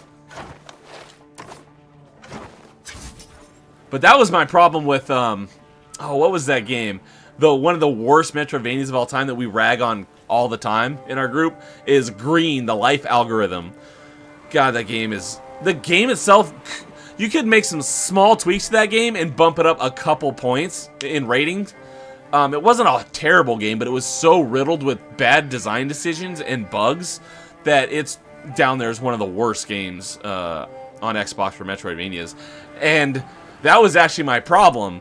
I got half the freaking Discord in trying to help me figure out how to solve this one puzzle because you literally could not get past it. And it's because I was playing with the D-pad, which you can only point stuff in 45-degree angles. You had to use the joystick to be more precise, and it took me like an hour to figure that out. If you were playing with a joystick, you never would have run into it, but as someone who basically always uses the D-pad, I was like, how the heck do you get past this part? And it's because I couldn't angle it properly to get this thing that I needed to throw up to this next floor. I couldn't get it right, and I was like, it's impossible to get this thing up there. But it's because I couldn't get the angle right. As soon as I used the joystick, I got it up first try. That was a bad design decision. Yeah, Rocket Dude, still haven't punished myself with that one. Don't bother. Alright, what is this? Money! Or I'm assuming, yeah. Whatever this game's version of currency is. Let's see, is there... Doesn't appear to be falling damage, that's a bonus.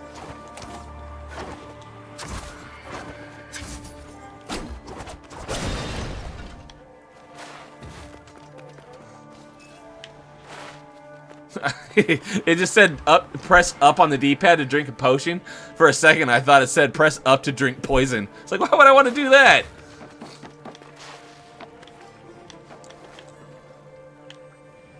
Yes, I'm pushing up on the left stick. Why are you not reading?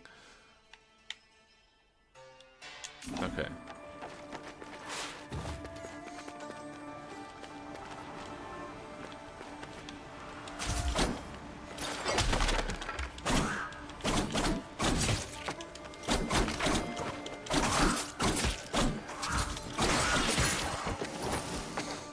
Very fluid combat and platforming. I'm definitely liking this.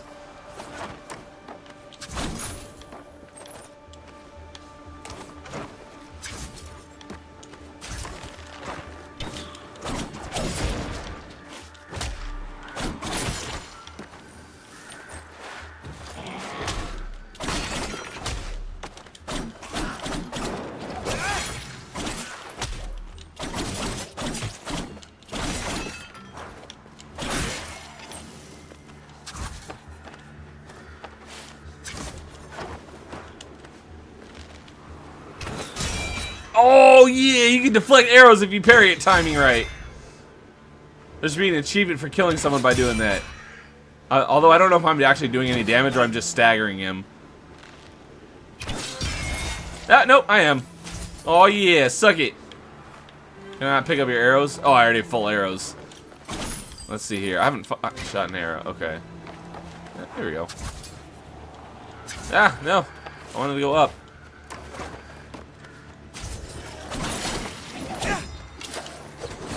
Oh, interesting. Wait, what the heck was that? That... Oh, if you hold it, you throw like a chakram thing that comes back like a boomerang. That's cool, and it doesn't count towards your arrow count like that does. Cool.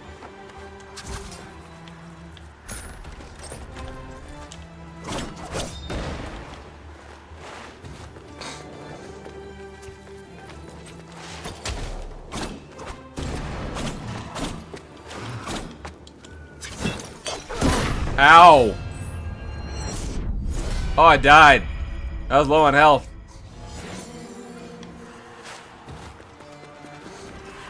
Really?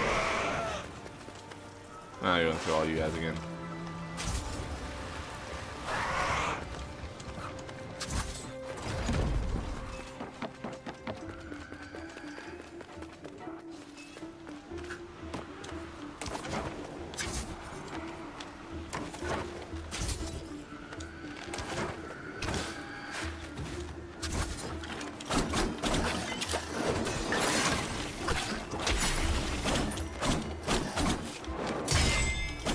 Oh. Yeah, parried that.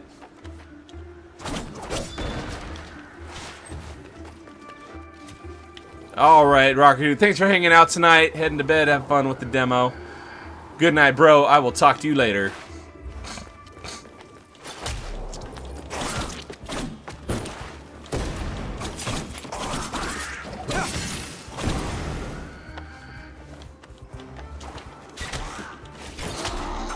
Ow.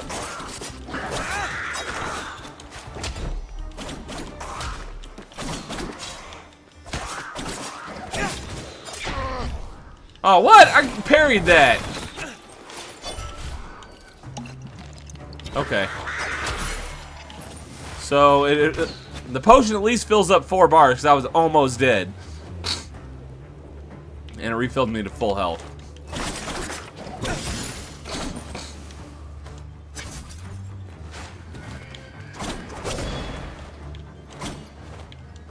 Oh.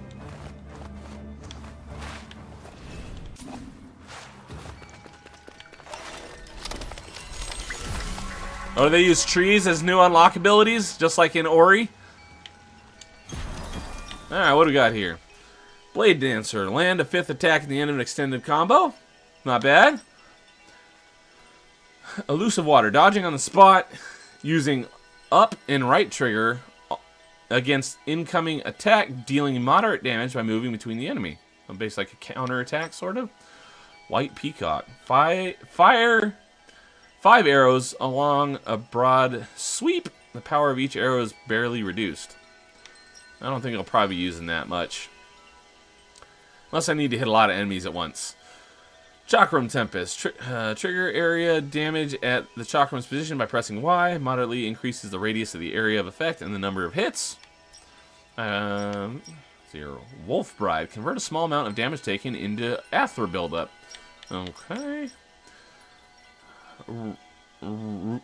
Ruxana's Gift. Moderately restore health after a successful parry. I like it. And 4 Royal Stars. Moderately increases all melee attack damage in the air. Okay. Oh. Okay, I've got 2 slots to play with, so I could... Yeah, I could do that one, or I could do 1 and 1. Yeah. Oh, I have 6 total. I thought I only had 2 of 6 to work with, and I have to unlock the others. But it looks like I can equip all 6, so I'm going with moderately restore health after a parry. Moderately increase melee damage in the air, and do a 5th attack. I guess we'll just equip this one since I've got a 5th slot to use. Alright. Okay, so no new abilities. That's just where you have to go to equip your amulets, essentially. This place is too dangerous for a child. Don't worry about me. I know the Citadel better than anyone. I know every step.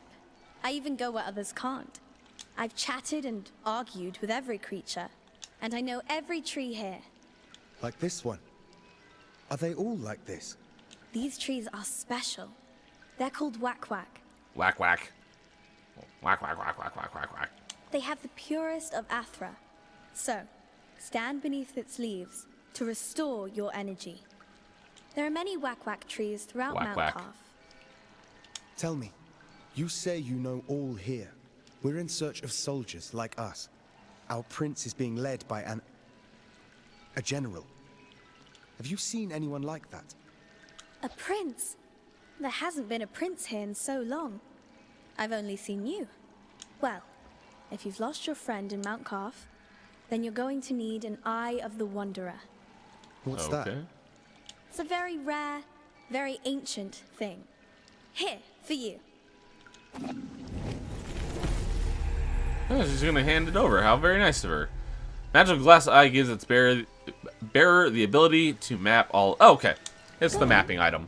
Try Excellent. Hey, map. Oh, I heard in the gamer ranks before you buy, I heard that you not only can you add like markers to your map, you can actually add a screenshot. So if you get to like, you can see a chest but you can't reach it, you can screenshot it and put it on your map. So when you're looking at your map, you can be like, oh yeah, that chest is there. I know that I need to go back to that once I have the new item or whatever.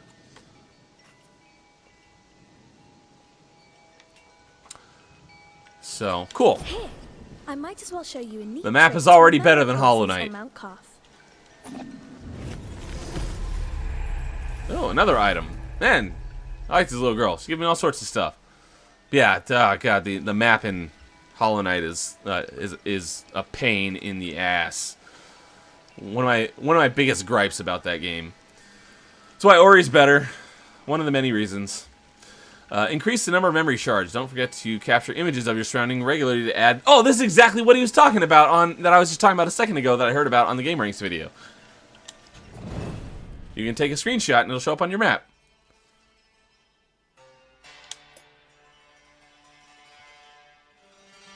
That's awesome. I've never seen a game do that before. Usually you can add markers to the map. Never seen a screenshot before. That's really cool. Definitely a nice upgrade to the mapping system in Metroidvanias. Don't forget to capture images of your surroundings regularly, add them to the map, and come back to them later. Yeah, that's a fantastic concept.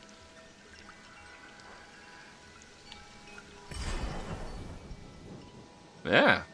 Thank you, miss. I don't know your name. My name is Faraba. I'm Sargon, warrior of the Immortals. We'll put their name to the test. Oh, doesn't that sound impressive? Well, Sargon, I'm sure we'll meet again in Mount Carf. I'll share my discoveries with you when I can, but I'll need time crystals to do it. Time crystals? That's probably the currency that I've been collecting from defeated enemies. Welcome to Mount Carf.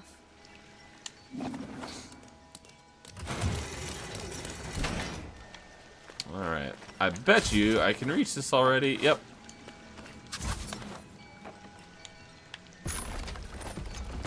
Now, the question is, did that stay on my map? Yeah, it did. So, how do you remove it? Oh, you just select it and hit A to remove. Now that I've already gotten it. Cool! That is a fantastic quality of life upgrade to map systems in Metroidvanias. I love it.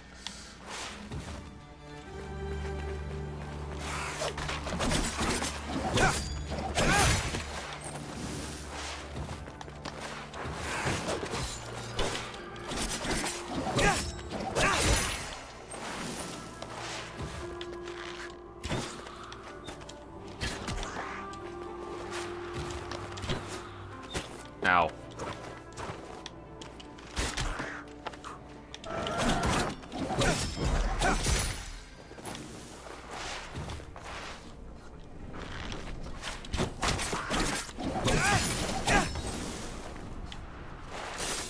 Ah, I knew that was going to be spikes. Yeah, I'm on top. I see what you're up to, Spikes. Little... Ooh, spiked walls. Yeah, see? What was that? Why is the screen shining purple?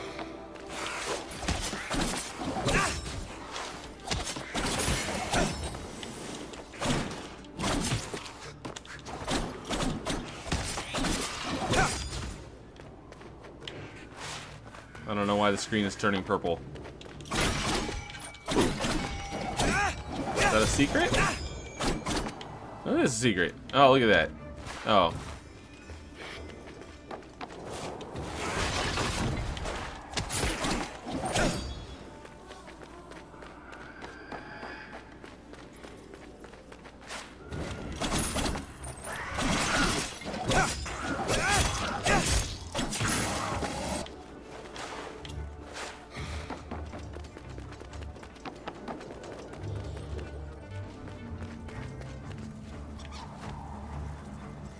Oh, you can't.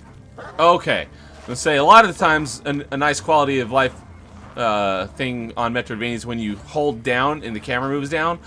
This one doesn't do that, but you can tilt the camera down with the joystick or up or left or right. That's always a nice bonus too. So you can look around farther than what you normally can see. What?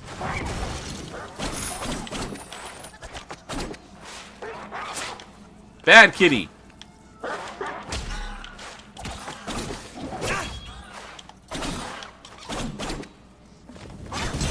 Ah.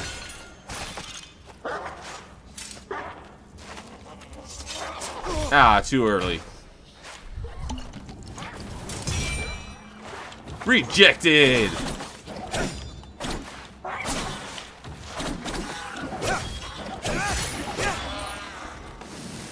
I had to put the kitty down.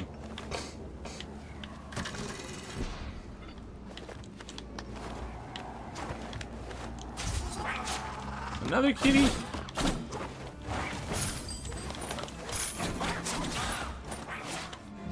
Let's see here. Super Saiyan! That didn't even kill it? Oh. Ow.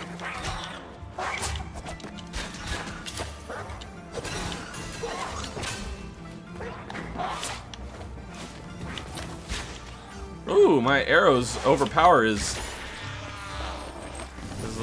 fire attack.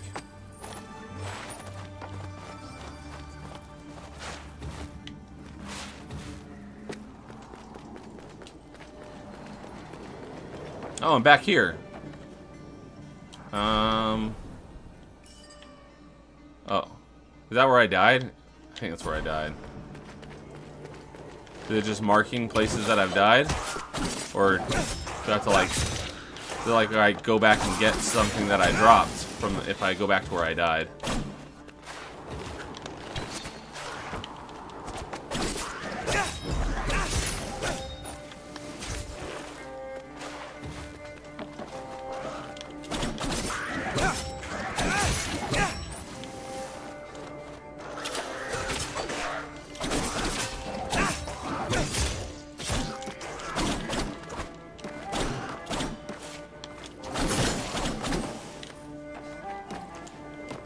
Yeah, that's where I died. Yeah, you got a nice little selection of icons to choose from. I guess it just marks on the map where you died. Alright. Yeah, I'm assuming... I don't think there's anywhere that I've passed that I can actually... I haven't gotten any new abilities, so I can't get to anywhere new that I couldn't before. So I must be missing something. I'm going the wrong way.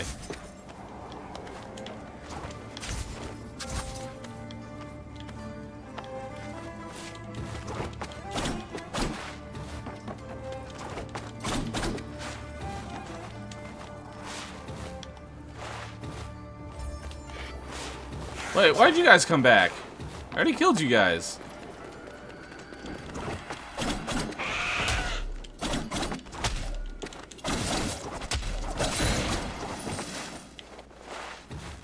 Yeah, movement and combat seem pretty tight. I could definitely see this becoming one of my new favorites. Oh, do I need to go down? I doubt it. It's probably where I came from, right? Yeah.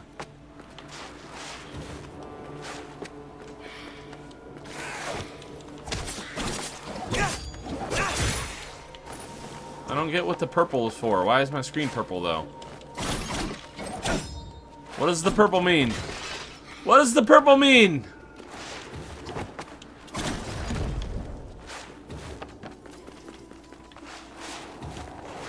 I don't want to do that.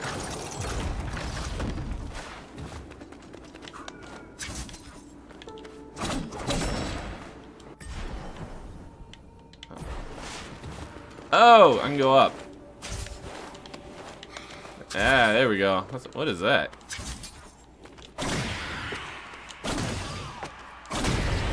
Oh, is this a boss fight? No. But it might, who knows, it might lead to one.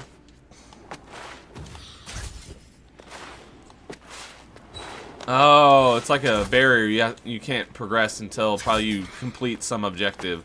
That's what the purple means.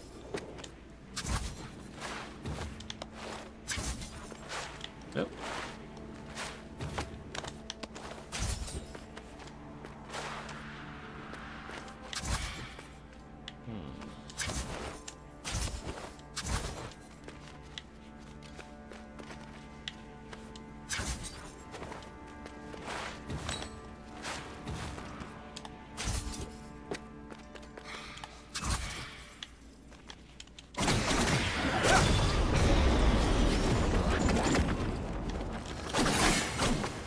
Hey, you little jerk.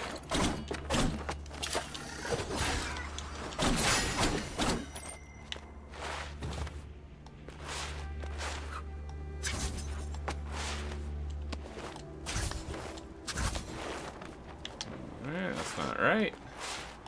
Oh. There we go.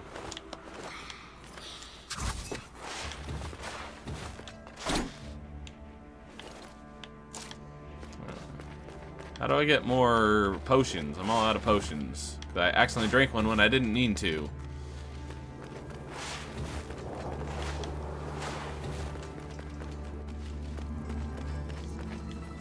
I'm gonna go back the other way. I always like to try to go the wrong way first. I have a feeling that's the way you're supposed to go. But it's always annoying when you're not sure which way and you think you're going the wrong way. And then you end up going the right way anyways. Okay. Yeah, can I? Oh, you know what? I might be able to.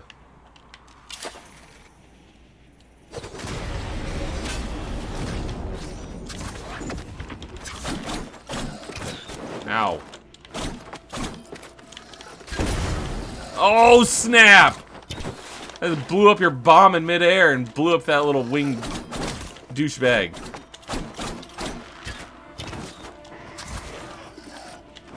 Hey! Stop hitting me, you little douchebag.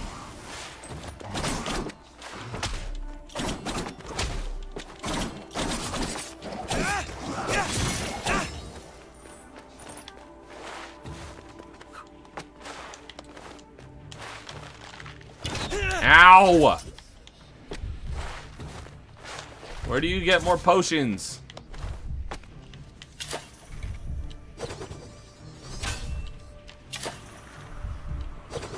Oh, we're both out of each other's range.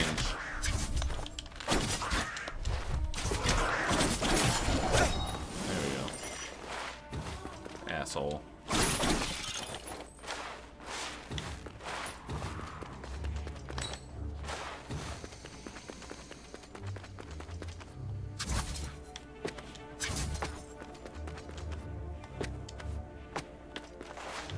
I got a new item? Oh, a new skin. I want a skin. I want a new traversal item. It's the Metroidvania, isn't it? I haven't really seen any branching paths that I can't reach yet.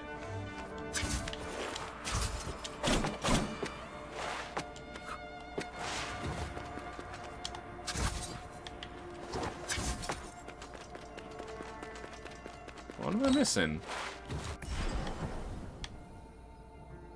Oh. The way I was starting to go, and then I stopped.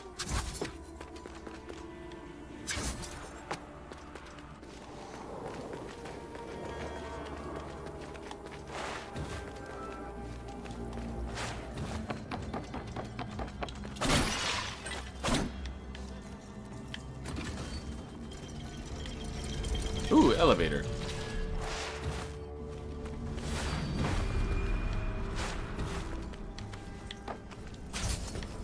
Oh, what's this? Oh!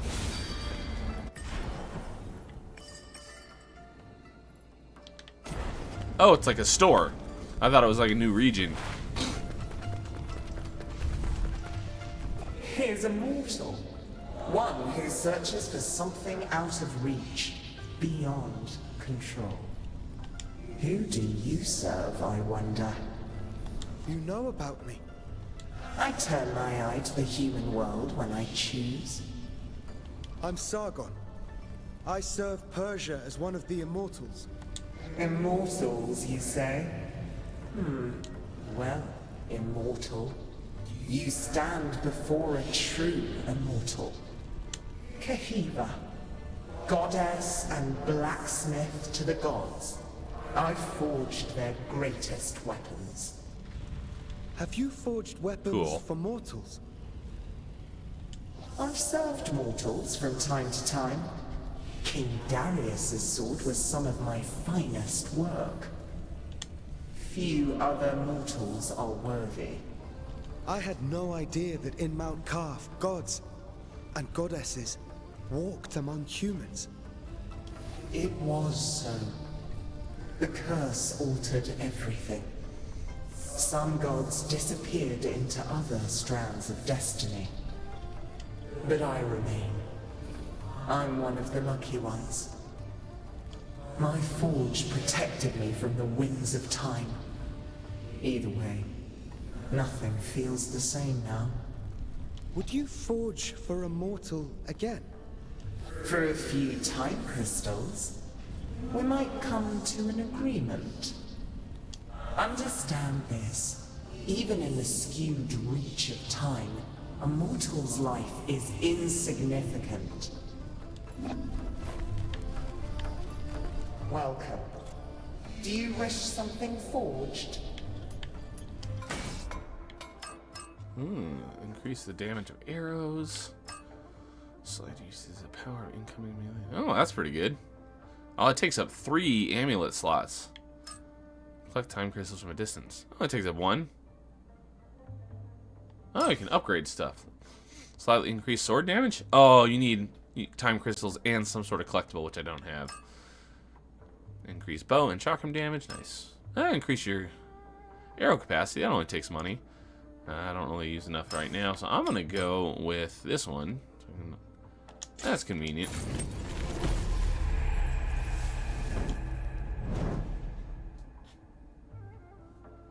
Oh, are these all things you have to equip? Yeah. Okay. I'll just buy that one for now.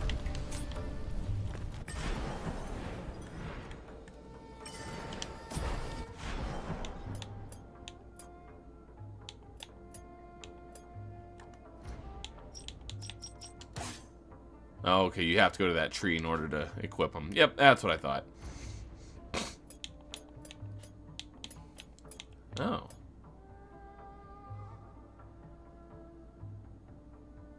That's cool.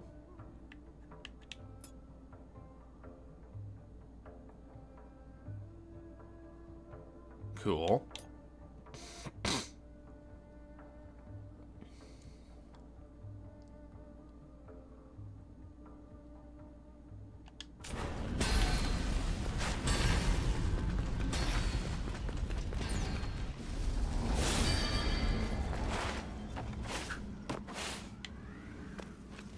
What brings you here, traveler? My allies and I are in pursuit of a traitor. Then you and the others are trapped here, too. Mount Kaf has seen its share of travelers. Many are lost within the web of time's curse. Beware, warrior. Death and misery roam the citadel. I've seen my share of death. Even the most determined of warriors must be prepared. Take. It's dangerous to go alone. Take this. No, wrong Its game. unique properties will aid you. Just know that each one is precious and can only be changed at a whack-whack tree. I'll make good use of this.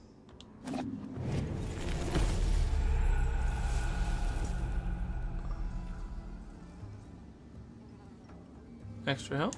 Alright. Is there a tree nearby? Ah, there is.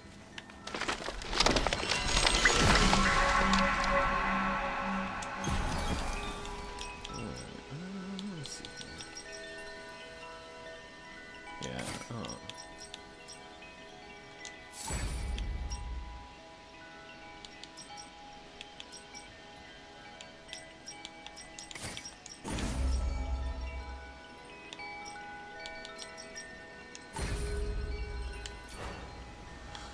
Alright, so far, I'm very much liking the game. The only criticism I have so far is I still don't have any upgrades, like Metroidvania ability upgrades to reach new routes.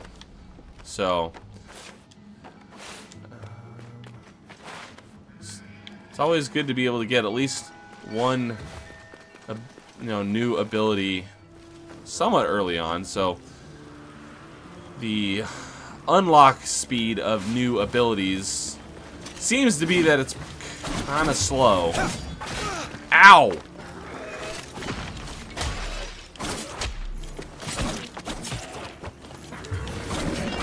What? What?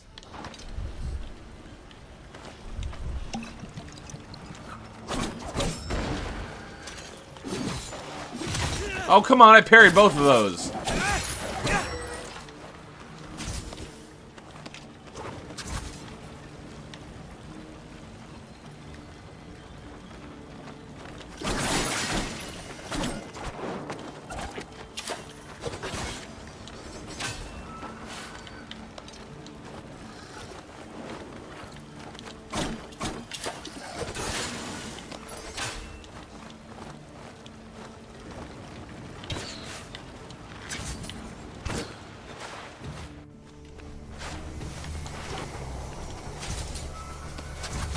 Nope, that's not what I wanted to do. Oh, nope, that's not what I wanted to do either.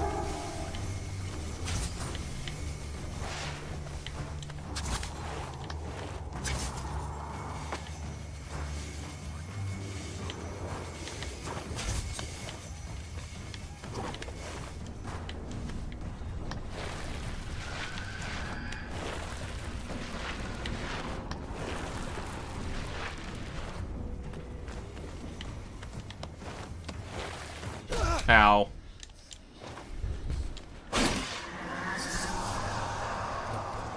I have no idea what that was.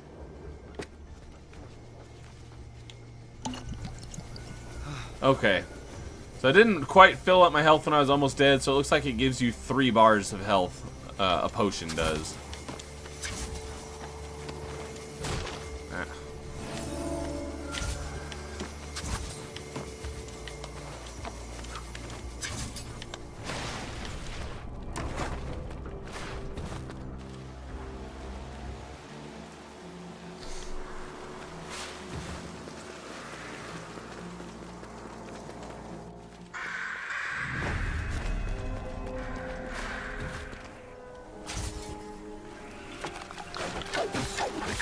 Ow.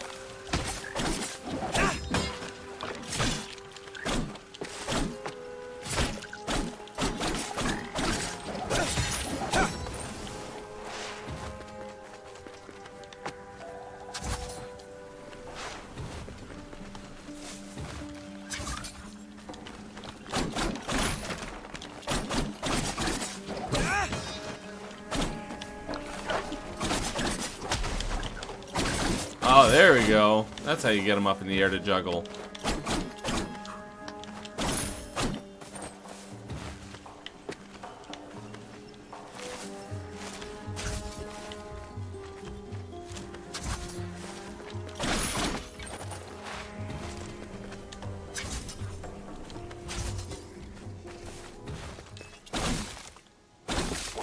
Oh. Nice.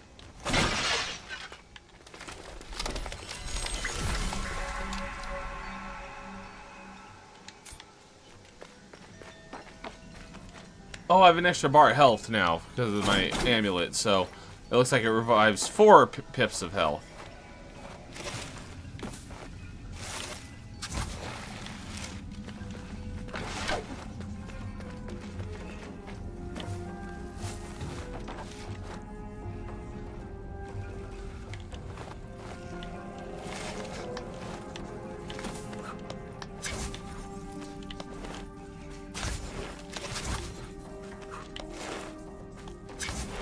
I guess I don't have what I need to get through there.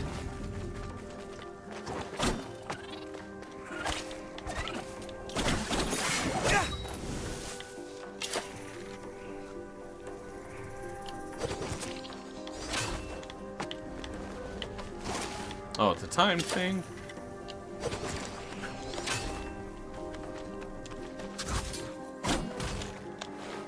Ow.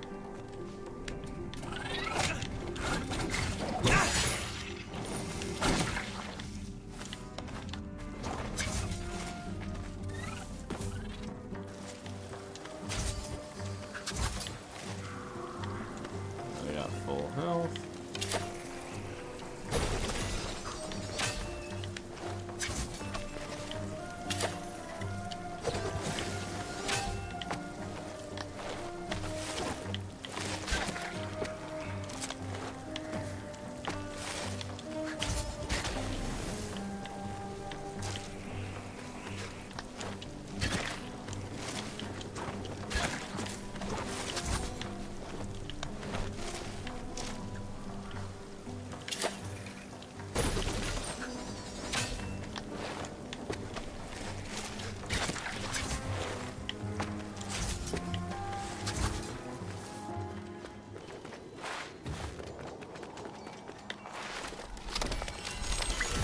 Oh, you know, I haven't thought about it yet. Is there any fast travel?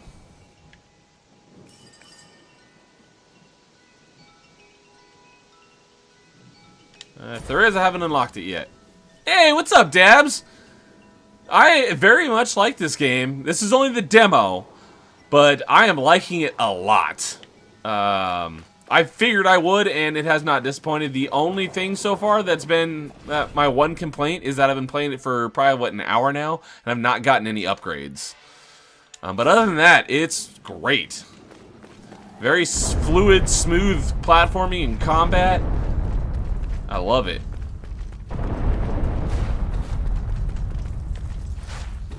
Yo, Static, what's up? You just get done with pregame? Good to see you.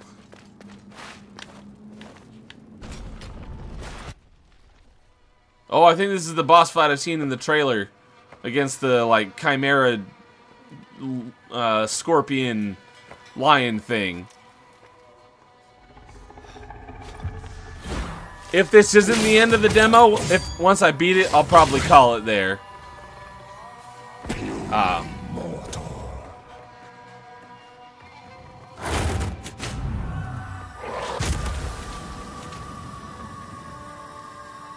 Your life ends here. Yeah, good timing, Dabs. Oh, you don't even get to fight him. That's the end of the demo.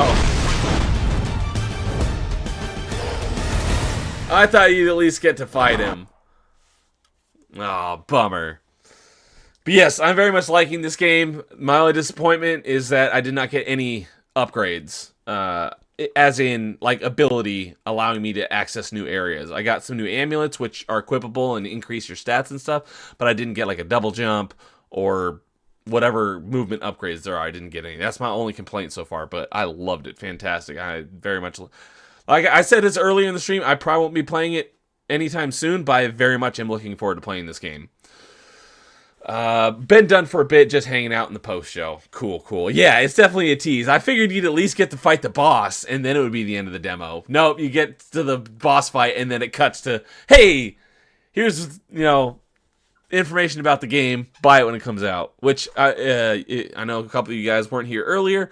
It will be on Ubisoft Plus, so if you want to play it day one without spending the full $50, you can subscribe to Ubisoft Plus and play it. And you get the deluxe version, which has Rocker Dude was telling me earlier that you get access to the deluxe version, which gets access to the game a few days early. So he's actually going to be able to start playing it on Sunday night, and this doesn't come out until I think next Thursday, next week sometime. But if you do Ubisoft Plus, you get access to it a few days early this weekend. So yeah, they probably didn't put those in the demo. Yeah, understandable. I figured you probably would get to fight at least the first boss, but understandable that they didn't. But yes, I am very much liking this, and I'm looking forward to playing the full game. But I figured from the moment I saw this game announced, I'm like, ooh, I think I'm going to like that game.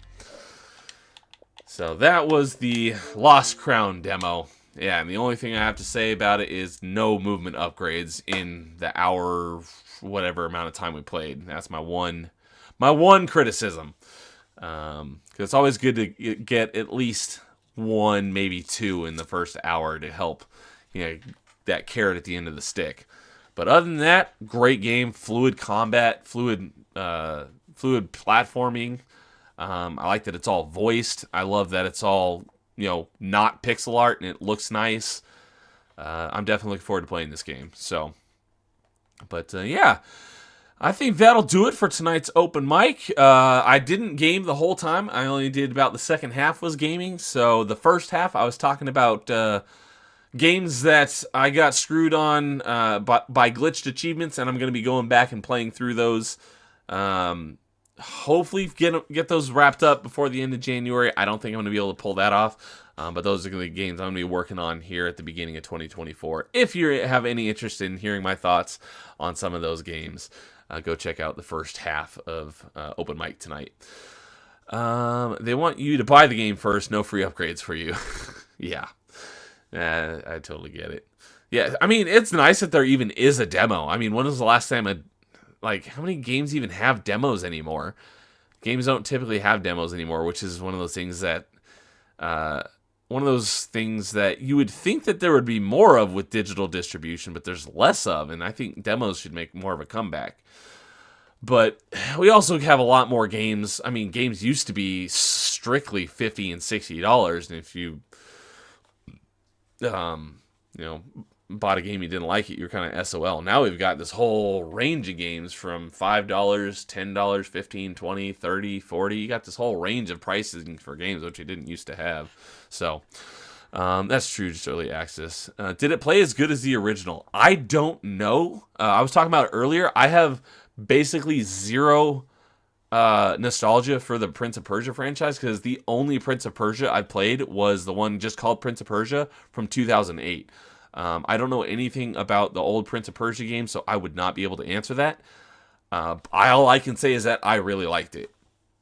Given that I didn't have any predisposition towards the franchise and having any nostalgia for it, because I know a lot of people were very disappointed when this game first got announced, because they're like, what is this? This isn't a Prince of Persia game. For me, I didn't care because I don't know anything about the Prince of Persia games.